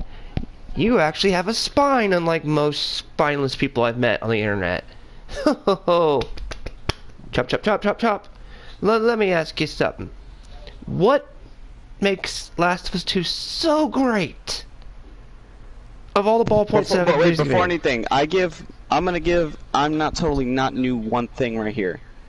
Like I said, fair game here for both sides. At least he had the decency to show up. See? What's wrong with that? But I guess his other partner just can't do that. It's fine. One of them showed up. It takes balls to show up, and that proves. And here's the thing: he's earned the respect by showing up. Yep. As I said before. But his partner just does this right here. One of them's here. That's all that matters. They're not all. It just proves. Okay, I was supposed to be a train, not a monkey screeching in my ear. That's a tweet. That's tweet. Thank you. Totally not new. I just need to know what makes Last of Us 2 like so defendable after so many people have pointed it out. I just need to understand this logic, because I can totally get each to their own choice of preference. Okay.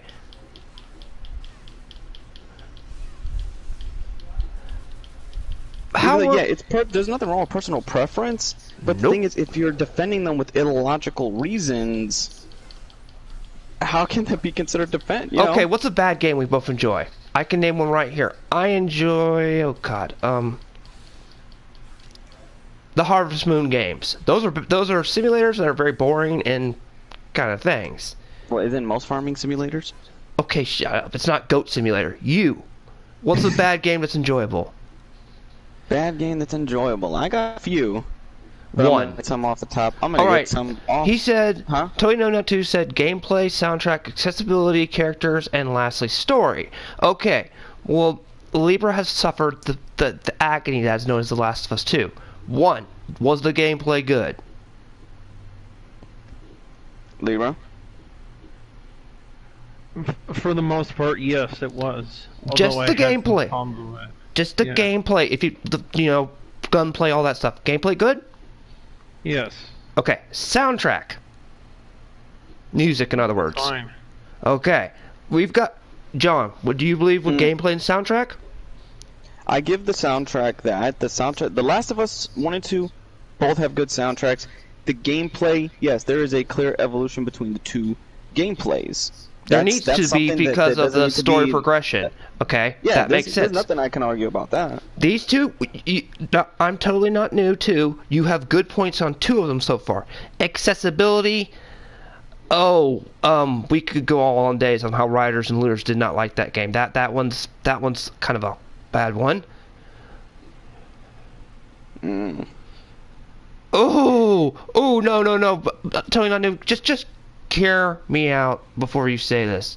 But No, two of us have played it, and Keo has gone through and analyzed it. Analyzed it. He's gone through and analyzed it from the ground up. But I've played it without buying it. That's the good thing about having a sister who's a fangirl of things.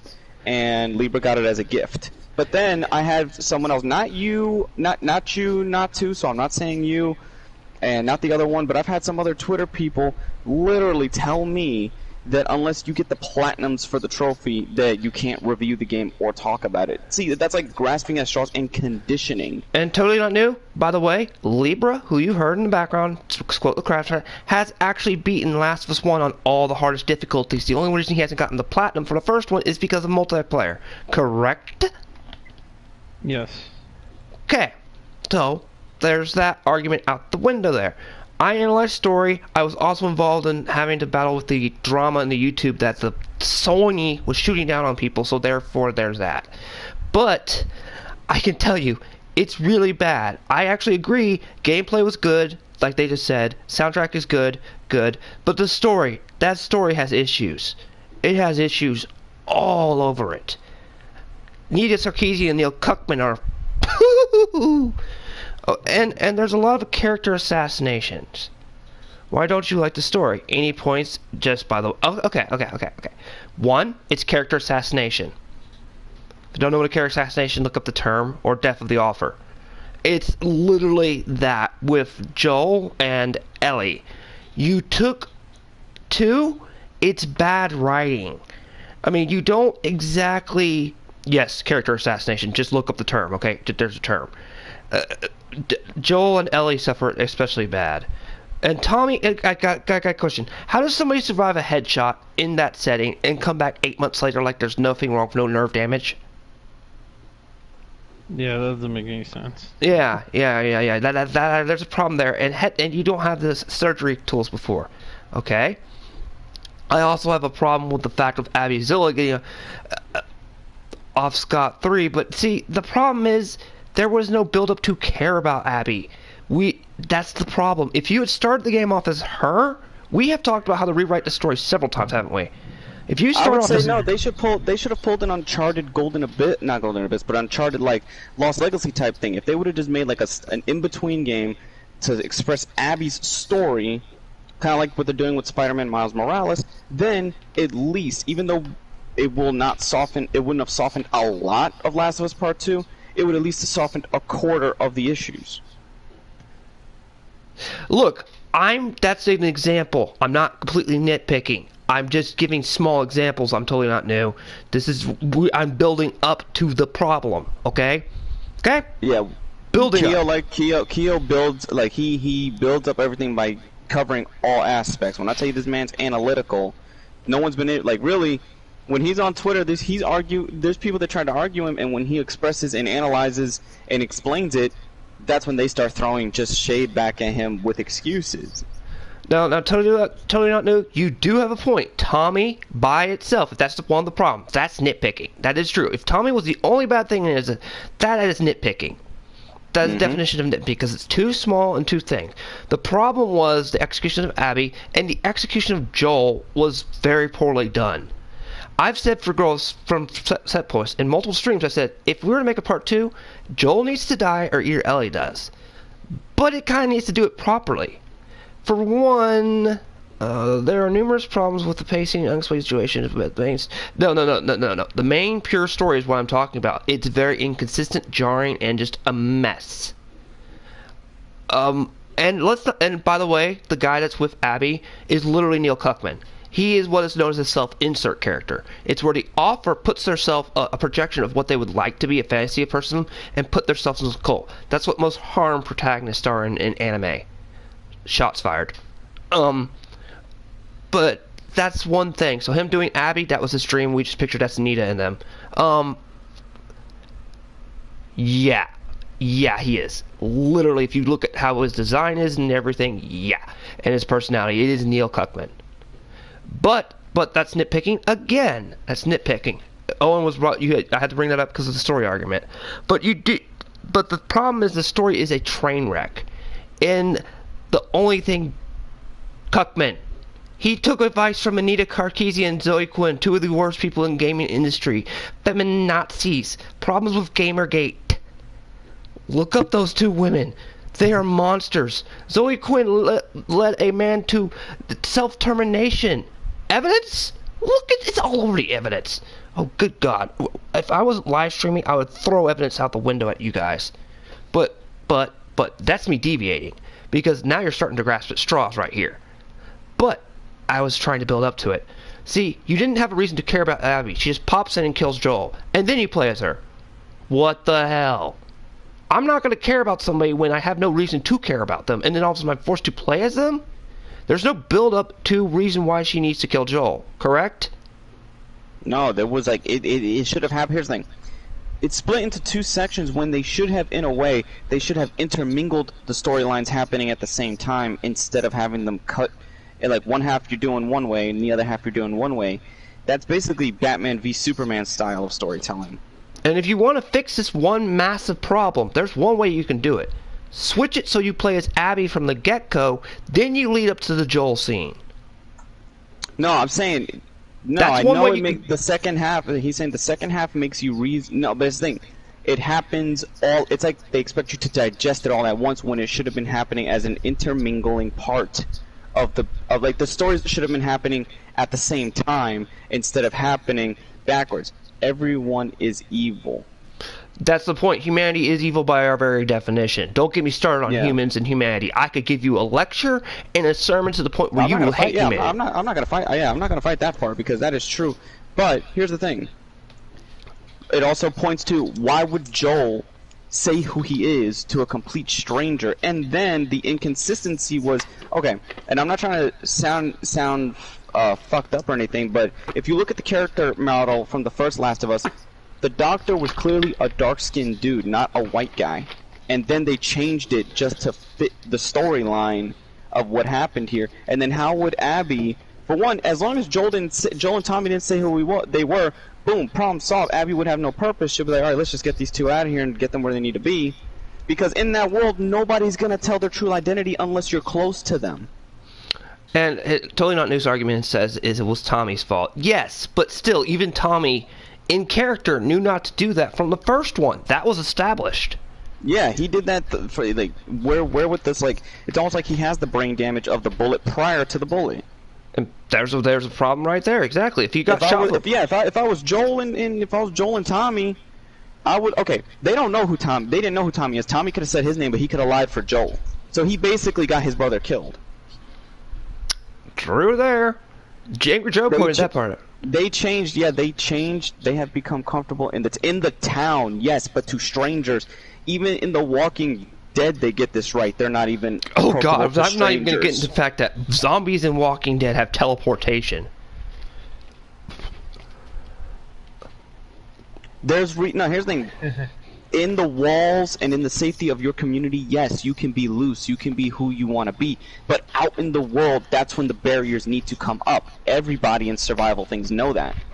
The strangers that saved a lot. Yeah, but here's the thing, in The Walking Dead, fucking the strangers at Terminus, they were strangers, they pretended to save them, and what were they going to do? They were going to fucking eat them. Yep. So you don't know who the person is. I would still lie and say, if somebody, here's the thing, Abby didn't know what Joe looked like. Period. Just the name. That's another problem based on the name alone. Well, here's okay. We're also totally new. I'm gonna give you another ultimatum, and this is another problem in writing in general of that game. Even if she knew it was Joel, how does she not know it wasn't exactly him that went and killed her father? Because she didn't see what Joel looked like. Yeah, she wouldn't know what Joel looked like. They could easily, if she it's not like he walked up and said, "Hey, guess what, Abby? I'm the guy that shot your your dad in the head." Here's another Here's another thing that could have made the story better, or at least kept in, not better, but kept in line with Joel's character. If she would have brought up saying, "Yeah, I'm traveling the country looking for this guy who killed my father. I just know his name is Joel," and he's like, I really like. Joel is good at lying. He'll be like this. Look, ma'am, I don't know anyone named Joel. My name is like, and my name's Andy or Bill or things like that. He would probably use the frickin' guy that helped him at the town's name, Bill.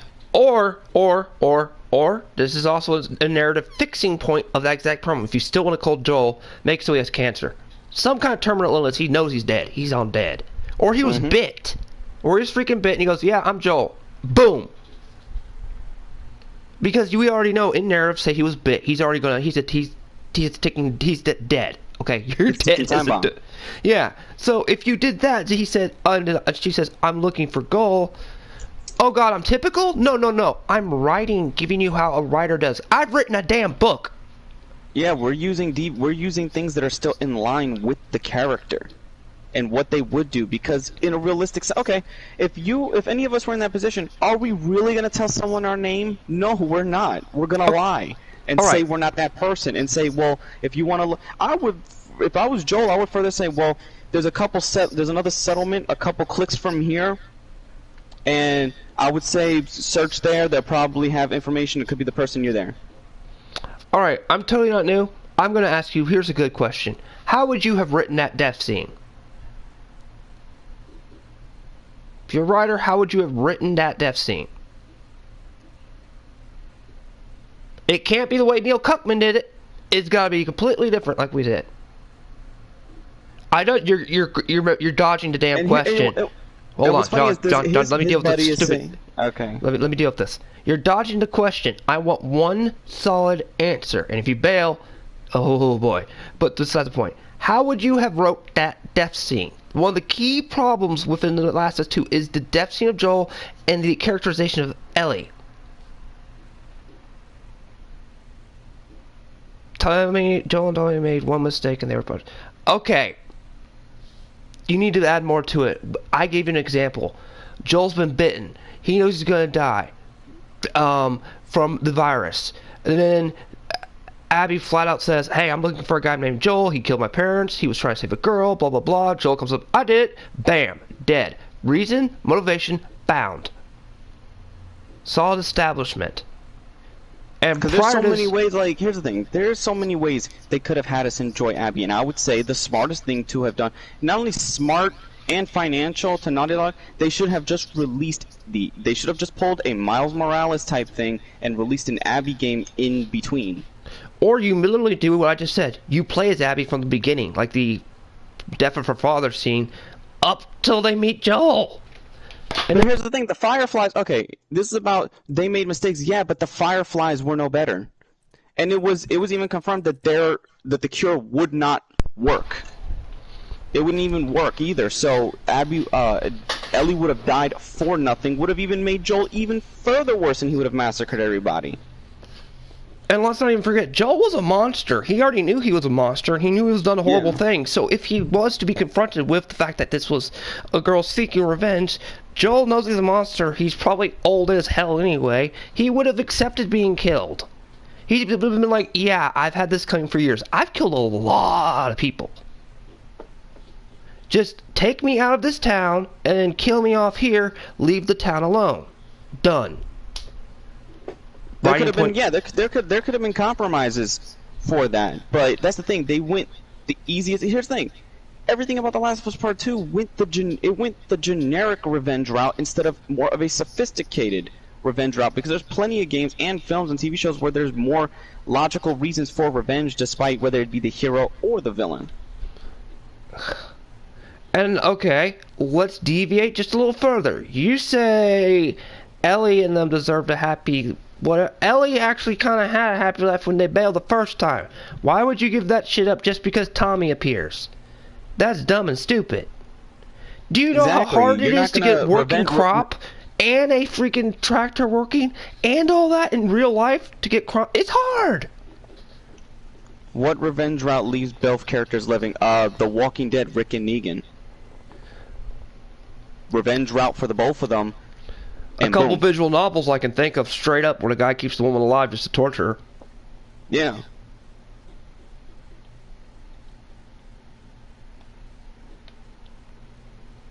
Hell, movies have done this properly. Take, for example, Revenge Batman. Story that never... Here's the thing, Revenge Story where two always survive. Dante and Virgil. Yo! I'm playing that right now. That's an example too. Yeah, that's a true point. Yeah, from Devil May Cry, those two. Let's see. Wasn't there a revenge story in There's a No, revenge he's not story talking. in fucking... He's not talking about Huh? The Walking Dead, the show. He's talking about the comic. The Walking Dead isn't a good comparison because Rick died. Yeah, Rick died in the books, but in the show and in the show's universe, he's still alive, and they've already confirmed a movie trilogy for him to explain what's gone on and the war between future communities. So he's still alive. The book's been ended, but now the books are no longer being counted as what you need to look at. You have to look at what's being currently done, and that is the show. So, and Rick is still alive. The new show they're doing, The World Beyond, is teasing his return.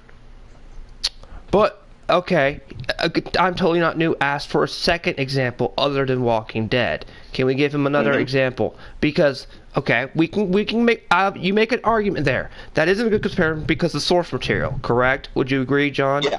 Okay. See, the source material, I'll give him that. With the source material, Rick does die in the comics. I give that all day, but that is a good. That is a good logical argument you just gave. Okay, so John, what would you say? I would say Virgil and Dante would be a second revenge story. They've always stayed alive to a degree. Hell, Virgil's been trapped in hell, but came back in part 1, still alive. We knew he was alive at the end. Does yes, for his brother actually. All the time. So there's that one. Where's another one? In literature. Yakuza. Oh God, how many times with Kiryu and freaking Goro have they gone at it just for that? And Nishiki, at least until up to Nishiki's death, but we're gonna count Goro and Kiryu because those two, it's back and forth. But they've been at it for years too, even to the very end of the storyline. Last of Two simply is no more than a revenge story, but a revenge story doesn't have to be as shitty as that. Did you not see? I in my video with John, I said I give PewDiePie credits. That man sacrificed everything to put through that game, and at the end of it, he just has this dead look in his face, like that's it. Real quick, look. I hope that Totally Not New doesn't feel like we are, because we're not ganging up on him. We're both answering him respectfully and giving him his aspects, and we're giving him our aspects. But his boy on Twitter keeps saying we're ganging up on him, and I flat out said, look, we're letting him speak. We are being critical, and so is he. If you're not going to show up, and so just brought up another thing. It's about seeing both sides. I agree with you on that part there.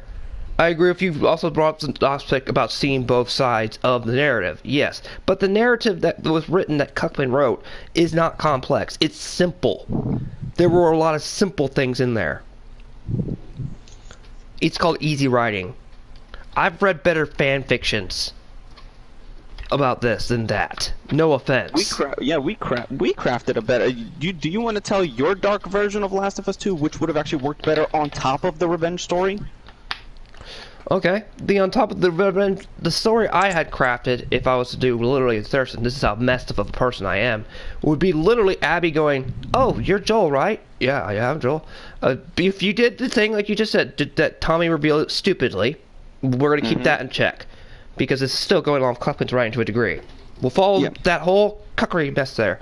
And Abby goes, "Oh, okay, you're Joel." She whacks him over the head with the golf club just to disorient him. The people hold him down, and she goes, "Is this the little girl you saved that you killed my dad for?" And Ellie would go, of course, with the fireplace, goes, and she kills Ellie right in front of Joel, badly. And I mean, I'm talking maul to the point where there's no head left. Like, she is dead. Basically, she Negans his ass. Like, baseball Negans. Or Negans her ass, basically, yeah. Either Joel way, somebody got Neganed. Then she kills Tommy, blows his head off completely with a shotgun, by the way. So there's no coming back from that. So he's lost the both people he has left to care about. He exiles himself from the town, and he spends the rest of the game hunting that bitch down. Finds her, and basically he's going on a cannibal streak. In the end of the game, he basically dies.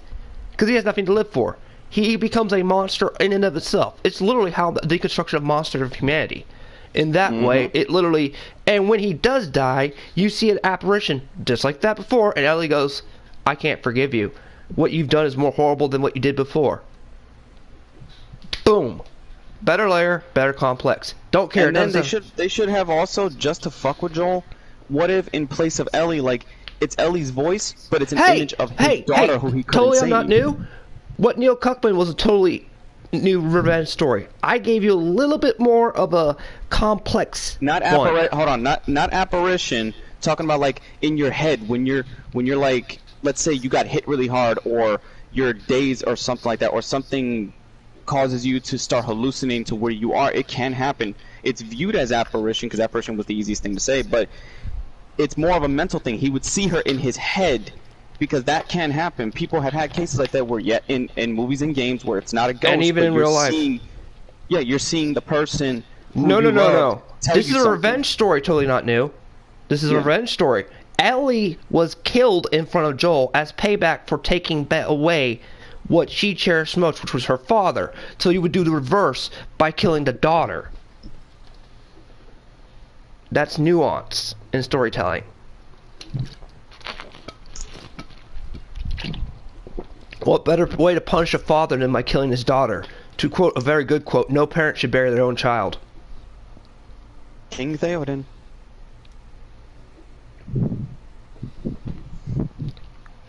So, that's the way you do it. So, yeah, you would play as Joel, but nobody wants to help this man because he's literally gone crazy. But think about it. You can still, the game still could have been about, and here's the thing, the game should have been a little, even longer. This is how it could have worked. Like I said, you could have had an Abby standalone game to filter out until the second game was released, then make the game still about Ellie and Joel, and then take her out. So therefore, there would have still been enough time for her and him.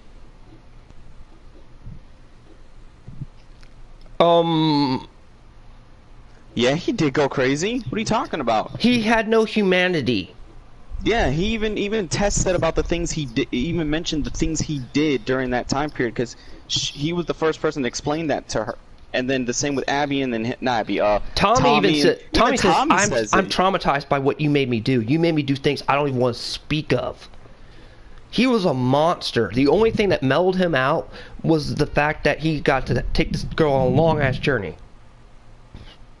No, there's a difference between a survival and no humanity. Survival, and I've been at the stage of life. Believe me, I've been at many sectors. You're talking to a guy who's almost self-terminated. I'm going to go dark full here, just personal. When you're at that damn point, trust me, life is meaningless. It's called existing. You're running on momentum. Momentum alone can only help you so far. That's what Joel was doing. He was just simply existing. Food didn't taste right to him. If you notice, he didn't care about the food stamps. He just wanted food to stay alive. Food meant nothing. Tess enjoyed food and beer. He just did to stay alive. He deserved what he's a monster, then was put down in the.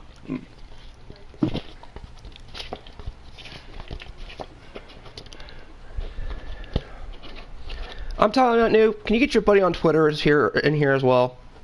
I want to have a blast with him. I blasted you pretty good too, but we also need a third opinion. Where we've got 3 people, this is starting to get a little unfair here, in my opinion.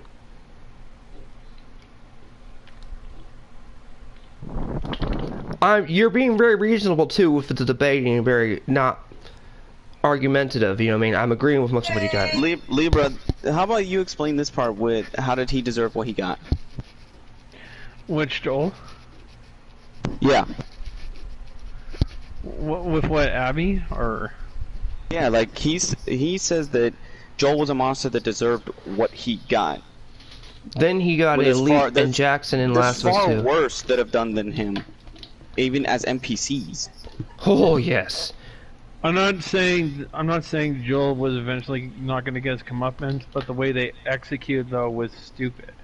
Joel doesn't compare to the people that captured Ellie and they were going to eat her in the town. Oh yeah, that's cannibalism. Exactly. He didn't reach that. He would never have reached that state. At least he kept some semblance of humanity. Once you reach that level, humanity's gone. That's why I compared myself. He was at the level where you're just existing. Food is just a substance to keep you going. I speak from personal experience. The soda you hear me drinking is a substance. It doesn't mean anything. It keeps me going.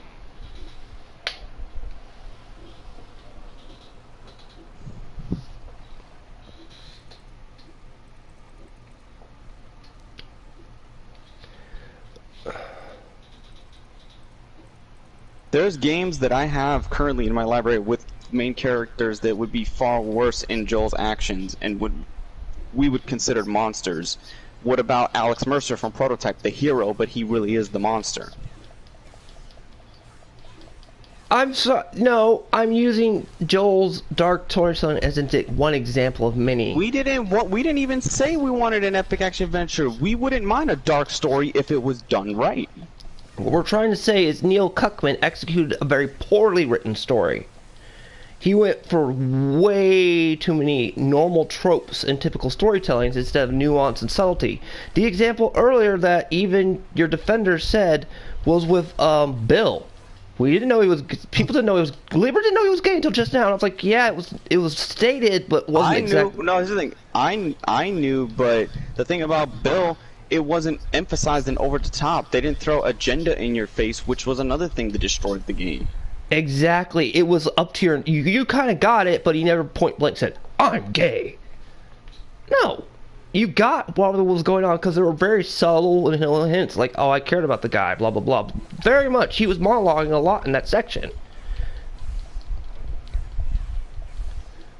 So, yeah. What I gave you was just my draft of it. I'm not saying I want that story. No, it's just... Oh, they didn't show me gender from the start. They did from the start. When they announced the game, they threw that in your face with the reveal. At least now here's where I'm gonna play devil's advocate.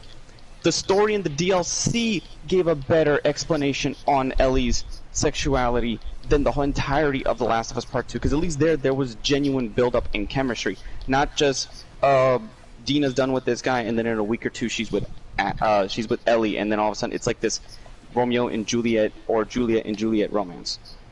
Oh yes, a woman as a main character is political. No, it's not. No, it's not. Samus Aran from Metroid. Is that political? Thank you. Jill Valentine and Claire Redfield, who are my favorite female Triss, characters. who I'm playing right now. Is that political? Devil May Cry. Don't get me started on political shit. There's a difference between writing a strong female character and then getting it social justice ideology. What's her name? Faith from Mirror's Edge. Yeah, even that's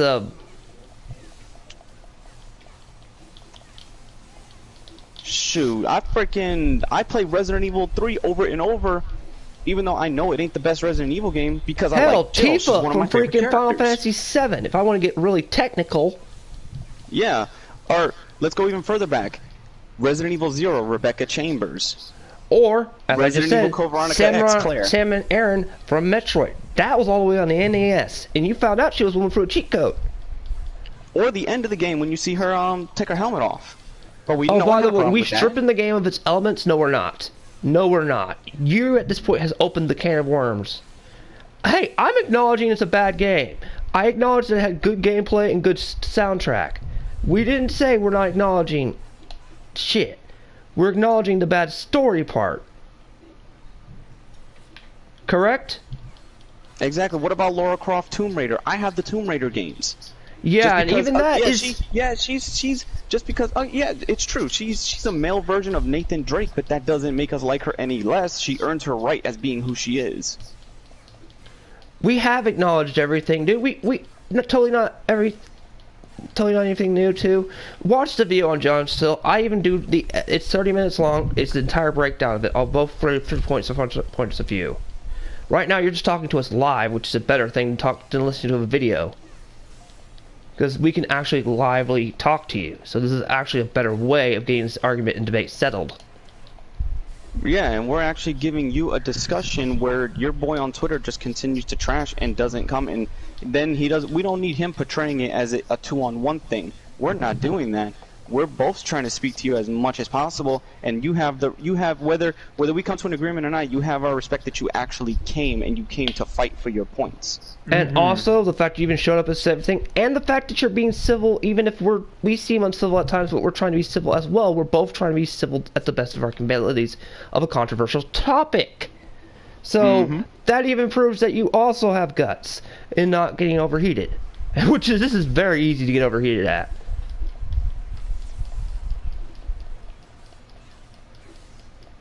What did Bullrun just say? Bullrun just said something. How about this? Abby dying knowing that she tried to save Joel because she stopped her leader. Huh.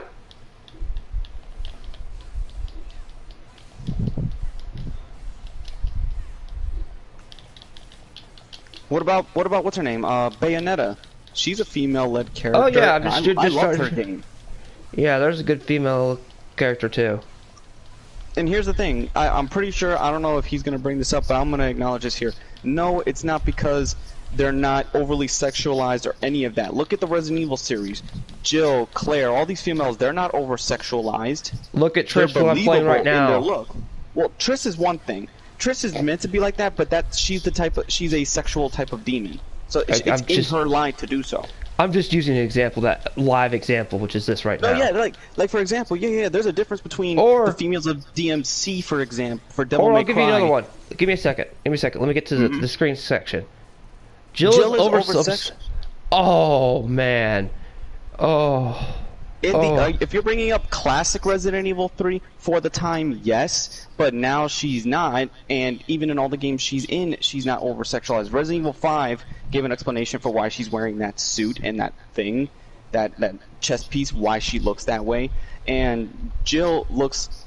Are you going into the censorship argument? I'm totally not new. I will... Ooh, that's an argument you don't want to get me on. Here's another one. This isn't skimpy. I'll just blow some shit up on that because I'm feeling pretty pissed. Let's take a one for rocket launcher. Claire Redfield's cleavage in Res 2. Claire always had a bit of cleavage. That's nothing new. That's like saying Tifa didn't have boobs in the sex scenes. I mean in the battle scenes. Yeah, she did, even in the PS1 era. Just because they look like triangle poke titties like Lara Croft. What about Lara Croft? The beginning she was over sexualized, and in the newer ones she's not, but she still has a realistic beauty to her. Oh, you're mad because they put a heart, that was not a heart device, that virus thing. It was a mind control device. Twat. That was on Jill's chest. And just opening, yeah, they had to get that thing off of her, and it was ripping. The fight was ripping her part area open anyway. And not only that, but I played Resident Evil 5 over and over to now. I know, I've played it plenty of times too, and I know for a simple fact that device was for mind control. Yeah. She even states it. It was a mind control device. Now, if he's probably mixing Resident Evil 3, where she didn't get infected by the T-virus, but after she got cured, she has T-virus antibodies and T-virus cells that have bonded with her own. So she is another character that could create an antivirus with her blood. It acclimated to her blood when she survived. Well, I think Wesker took her, and Wesker used her blood to create Ouroboros. Exactly. All right. Last of Us 2 isn't SJW. Oh my god. Oh god. Oh god. I'm totally not new. Have you even looked at the behind the scenes footage and development of that game? Now, I give one thing though. I'll give you one thing. The Final Fantasy series, the women, whether they're dressed up in weird clothes or not, they're over sexualized. I'm not complaining. Dragon Age and Mass Effect, great series, over sexualized. Morgan, not only Morgan, when Cassandra takes off her armor. Yep. The pirate chick from the second game. I'm just trying Morgan from even the PS3 era is a prime example. That is literally rags you're hurting. Velvet Crow from Tales of Spirit is a very goodly written female character in JRPG, one of my favorites. But she is literally running around in rags. And now here's a person who's in between. The chick from Infamous First Light who's got the light powers. She's got a hot punk rocker girl type look to her, but she's still believable even in that outrageous setting. Libra, I'm going to throw you in just for a second. Name a few strong female characters that aren't SJWs. Separate the strong female characters from the ones that are meant to be portrayed and over-sexualized. Because we can admit which ones are over-sexualized or not. There's even characters that, yes, they're over-sexualized. There's characters that exist for fan service. Good stories. Yeah, good story. There's a genre. Yeah, that's why that genre is for. It's meant for that. But we acknowledge that and we know that. But we look for the story behind the over-sexualization. It's just that we've grown to be like, yeah, that's just how the character is. That's just how they're made to appeal. Like, what about Mortal Kombat? Man, that was low. That was low. Most Mortal Kombat now they've gone. They've took that route. And they desexualize the women now, but they still have that Sexy Whether they're look, desexual- sexy and aesthetic. Yeah, they still have the aesthetic, but they're not overly done. And back to Claire in Resident Evil 2, when she gives her jacket to Sherry and she's wearing her tank top, you can see that when she does take the jacket off, the jacket was what was compressing her boob size, and then when she took it off, then you see her normal size. So she's not too big, neither is Jill. And what about Ashley from Resident Evil 4? Out of all the chicks I've seen, her and Sherry Birkin as adults have fucking supersized titties. Oh my god, that was cold. I wasn't even gonna bring up the Sherry one from Resident Evil Because remember, Resident Evil 6, she's about, I think, when she's in her 20s at that point, and you see that one scene where she's partially naked. Do I even want to get into the fact, how does a 14-year-old in freaking Resident Evil 4 have that big of a bust? Holy crap, she would be lynched in high school by the boys. The president would have to be assassinating many a man. And now here's another one. I got a good example from The Evil Within. Kidman. She's not over-sexualized, but she's a beautiful fucking chick in a horror setting. That's true. Libra, we know this. You and I have beaten The Last of Us 1 and 2. And I've analyzed the story, so... And the behind the scenes. And yeah, and we also beat The Evil Within, because Kidman from The Evil Within is basically, whether you think, like, even in the first game when she's wearing her cop outfit. Why don't you... Like, why are we on the over-sexualized women still? You brought it up! We're just giving clarifications. I mean, we take totally our time new. with things. Like, what the hell? We're explaining it. We're explaining it and a lot of other stuff. But if you want to change topics, I'm totally not new. That's fine with me. Feel free. What's another thing? We just took our time in explaining a lot of things. That's kind of what I do. I like to be civil and explain it from all points of view. Unlike retro. Sorry, I had to take a crack shot. And retro gave me star. You guys discussing Resident Evil? But you brought up Resident Evil, I'm totally not new. Yeah, you brought up Claire, so we were giving the examples between strong female characters and characters that are meant to be over-sexualized. Because you said you were regarding it saying in The Last of Us 2, or are they just not over-sexualized? No. But there's nothing about Abby that's realistic about her body, because in that setting she would not have what she needed, unless the only way it would happen is if the whole camp or who she was with would give them half of their food to her for her to keep that kind of and not even the amount of testosterone you need. Exactly. Her body, when we see her going to the hospital to find that her dad is dead, she had a more believable figure. And I was the first one. I was one of the first ones, just because I just basically dissected the game for its problems. I was the first one to say that no one should be attacking the actors because that's not their fault. Yeah, that's messed up. The actors. So basically, I might not defend the character, but I defended Abby, so to speak, because of the actress. Because they were sending death threats to the actress. Some of the people like us. That's over the line, in my opinion. You could call me biased and all that stuff, but I don't believe in sending death threats or doxing this poor woman because she voiced or had to do a badly written character. Okay, yeah, she's in a gym, but you still need the proteins to do that sort of thing. Because her mass is not going to build without protein. You can't bodybuild without bodybuild. That's the thing. She was built. Her teenage body had a realistic build because all you're going to do is just make your current muscles stronger. They're not going to expand without the protein and stuff needed. We didn't say she's not realistic. Her beginning part is realistic. When we see her with that normal build when she finds her dad. But then later on, it's not realistic because then what about the guys? Some of the guys are skinnier than her, and you can guarantee they've worked out. She's basically female Negan, just without the killer nature.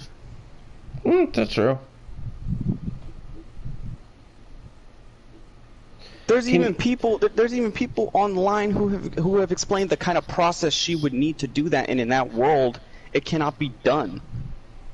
Because look at Joel, he wasn't super big. He was his same size. Even in some cases, he was smaller. And actually, in some cases, he looked a little fat. Strong built men. The men are not even bigger than her or even her size. They're built for their size, and then there's some people in reality who just can't naturally get big. Yes, Bull Run, but we're giving this one a run for the. We're giving this one trying to be civil.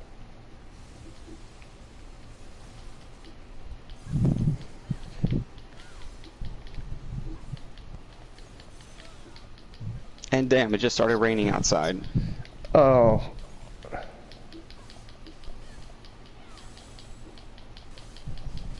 So is there any other points you have to your argument? I'm totally not new.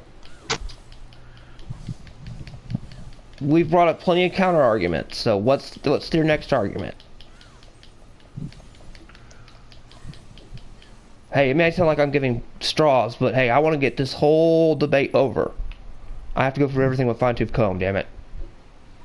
If we're gonna have this with all of us here, we might as well go for everything.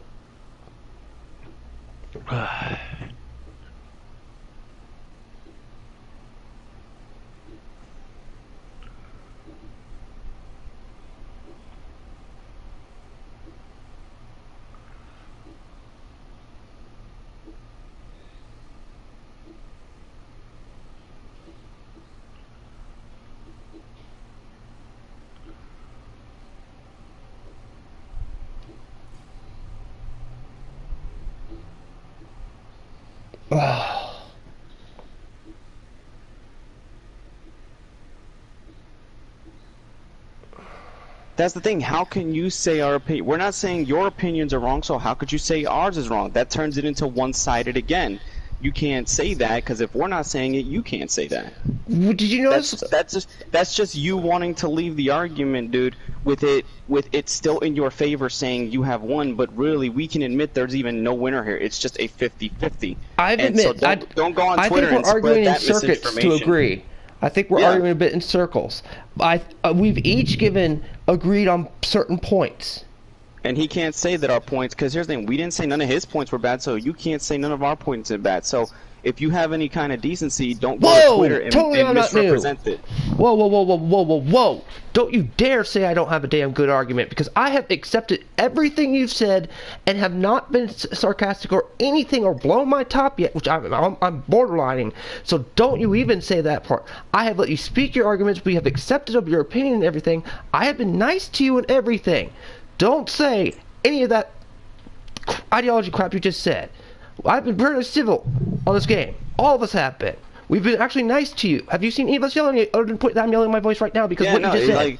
It's nothing like the Twitter the other Twitter dude that wouldn't show up because he's so in absolutes in his pride that he wouldn't dare say anything either. That's why, regardless of what is said, at least this dude came to talk. And I can respect that too, but before you leave, don't say we wanted it to be fair. That's why we said there's two of us. There should be two of them. Not to make it seem like because we don't know what kind of person you are, but we hope you're not the kind that's going to go on Twitter and misrepresent this whole thing and make it seem like it was 2-on-1, because you will get decimated for that, because that would be a lie. By the way, totally I'm not new. Your avatar's Deku. There's a physical problem there. If we're talking about proteins, we're bringing in the... This is really like trying to argue with somebody from Feminist Frequency. It is. It is. And the fact that you just basically spat in our face of us being civil at the past top 2 comments above Bull Run is actually... I'm about to pop a gasket. So I'm... Alright, I'm totally not new. Do you have any closing arguments? Because we've been going on for about 2 hours now. No, I'm probably just gonna go back to play the real better game, Player's Choice Ghost of Tsushima. Yeah, okay. I wanted to ask him if he's got any closing arguments, because you're gonna start going in circles, because I'm gonna be.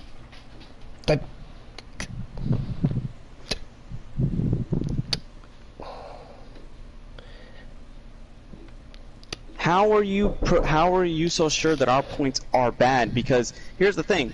Every video that I've seen of a Last of Us 2 defender, they can't defend it with anything new. They rehash the same defenses, where people who talk about the game have actually continued to find something new and more things behind the scenes that are the problem with the game and with its production and with what's wrong with the game itself and the inside. Good soundtrack, good production, good gameplay does not always save a game. No, it doesn't. No, no. Because then explain why are all the media outlets now turning on Neil? Even the defenders of the game are now turning on Neil. Everybody is starting to realize that, oh shit, we fucked up.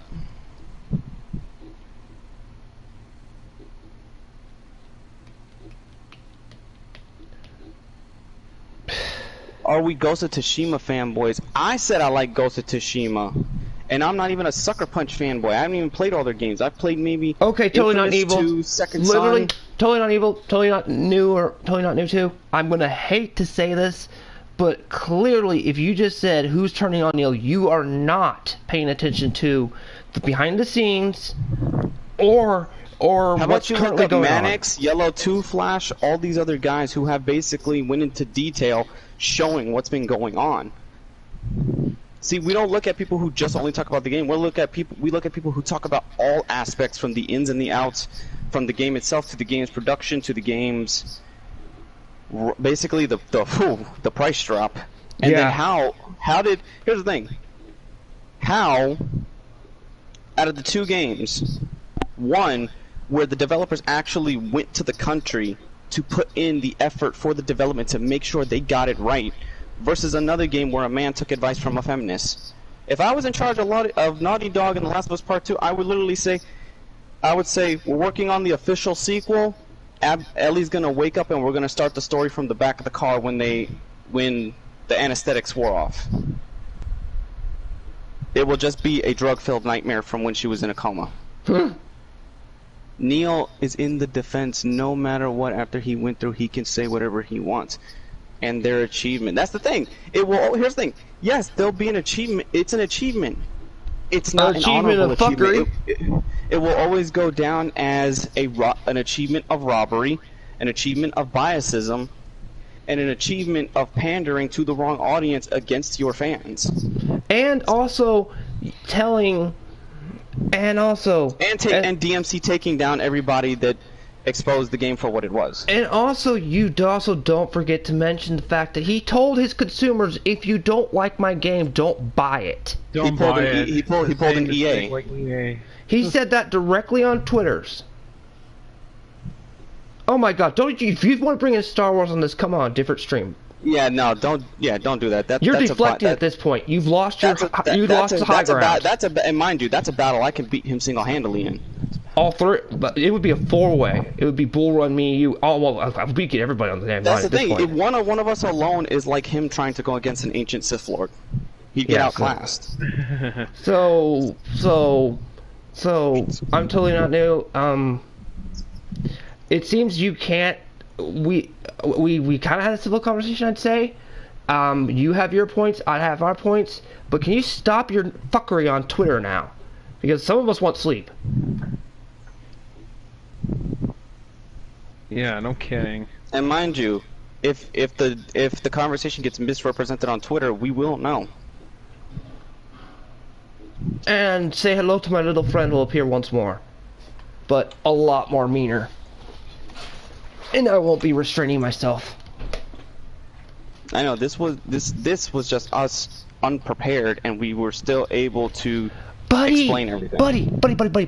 Totally, I'm not evil. Let me tell you something. Your buddy was tweeting at 1 a.m. Some of us actually have to have work. I know, some of us have to go to bed. And some of us work, so we have an alarm thing go off, because some people, like, I don't know, I have an alarm thing in case somebody I needs to contact me. It buzzes. I've had this problem before. Here's the thing. We don't block because we're not going to give the people the satisfaction of them saying, oh, they blocked us, haha. No, we let people say what they want just so they can look like an idiot when they're proven wrong. That's the American way. Oh, damn, that was political. Freedom of speech. The only person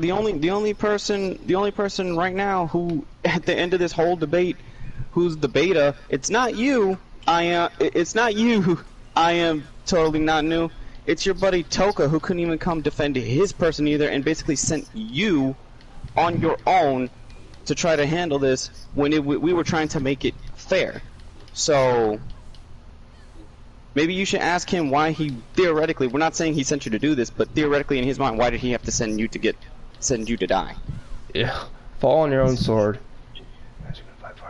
No, I'm not. I stopped supporting Naughty Dog. I've actually came away, stopped supporting Sony because I won't buy certain games after. What was it? No, we're not. We're not. There's only one game to any real Last of Us fan, and that is the first game. The first game didn't even actually need a sequel. Nope.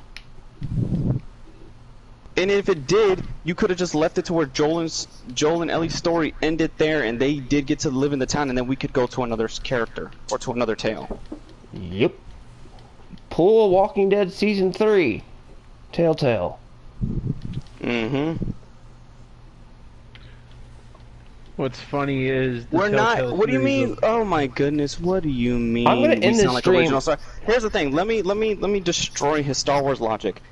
I like everything related to Star Wars, good or bad, because I can admit when something's bad, but at the end of the day, I can enjoy it for what it is. Yeah, I can actually. I've been able to destroy the hate between the. I've actually destroyed the haters of the sequel trilogy. So that should tell you something. Let me tell you something. It's not that we don't consider The Last of Us Part 2, because this will be my closing statement. Not real. It is real. We accept it's real, but we also accept it's a bad game. And that's what you guys don't get. It's a bad game. And you brought up another decent quote there. Art is subjective. Games are art, and not everybody likes art. I don't like the Mona Lisa. It's a hideous painting. I prefer the Sixtine Chapel. I would say that painting is better than... Sixtine Chapel's beautiful. Shut up. That's my closing argument. You're he talking says we're in still circles. wording it wrong, saying it's a good game. I'm gonna stop the stream because at this point you're just talking in circles, and I'm done because I'm actually starting to get very frustrated. It's just basically he's I falling on his own sword and running around. I will give you credit. You came on the stream and brought your argument. That took guts, and you've stayed here and not bowed out. The less you can say about Toka. So the thing is, behind the stream, I'm totally not new. I have respect for you for showing up and actually staying and not leaving. You stayed until I basically ended the stream to get your opinions on there. So you fell on the sword and you did the good thing, I guess. But in the end, this will always be a divisive game. So, that's all fine and dandy. Totally not new. We're not cursing you out or anything like that. No, we just want to kind of make sure we end this stream on civil understanding. Because man, do I hate ending things uncivilly. It's annoying as heck. So yes, you have your opinion. I'm totally not new. John has his opinion. Bullrun has his opinion. Everybody has their own opinion. Now that we were able to have an actual conversation, I think you can understand both of our views a lot better. So I'm happy you showed up. I'm glad you showed up and brought your own argument. That's fine. That's fine. That's fine. That's fine. That's fine. That's fine. Neil can have his own opinion. That's fine. That's fine. But I'm just gonna say, I'm glad you showed up and had gave a good argument, and well, your argument anyway, your solid arguments, and respected our part of our debacle, or whatever you want to call this. So have a good time, enjoy many other streamers and the ones you listed, and have a good day. Bullrun, we'll probably see you all later, and all the other ones I'll see you all later. Until then, have a good day. It's raining right now, so I'm actually going to get off. It's getting. I've got to eat. So I'm totally not new. I'm glad you showed up. I'm glad to have heard your opinions. This is your host, as always, signing off.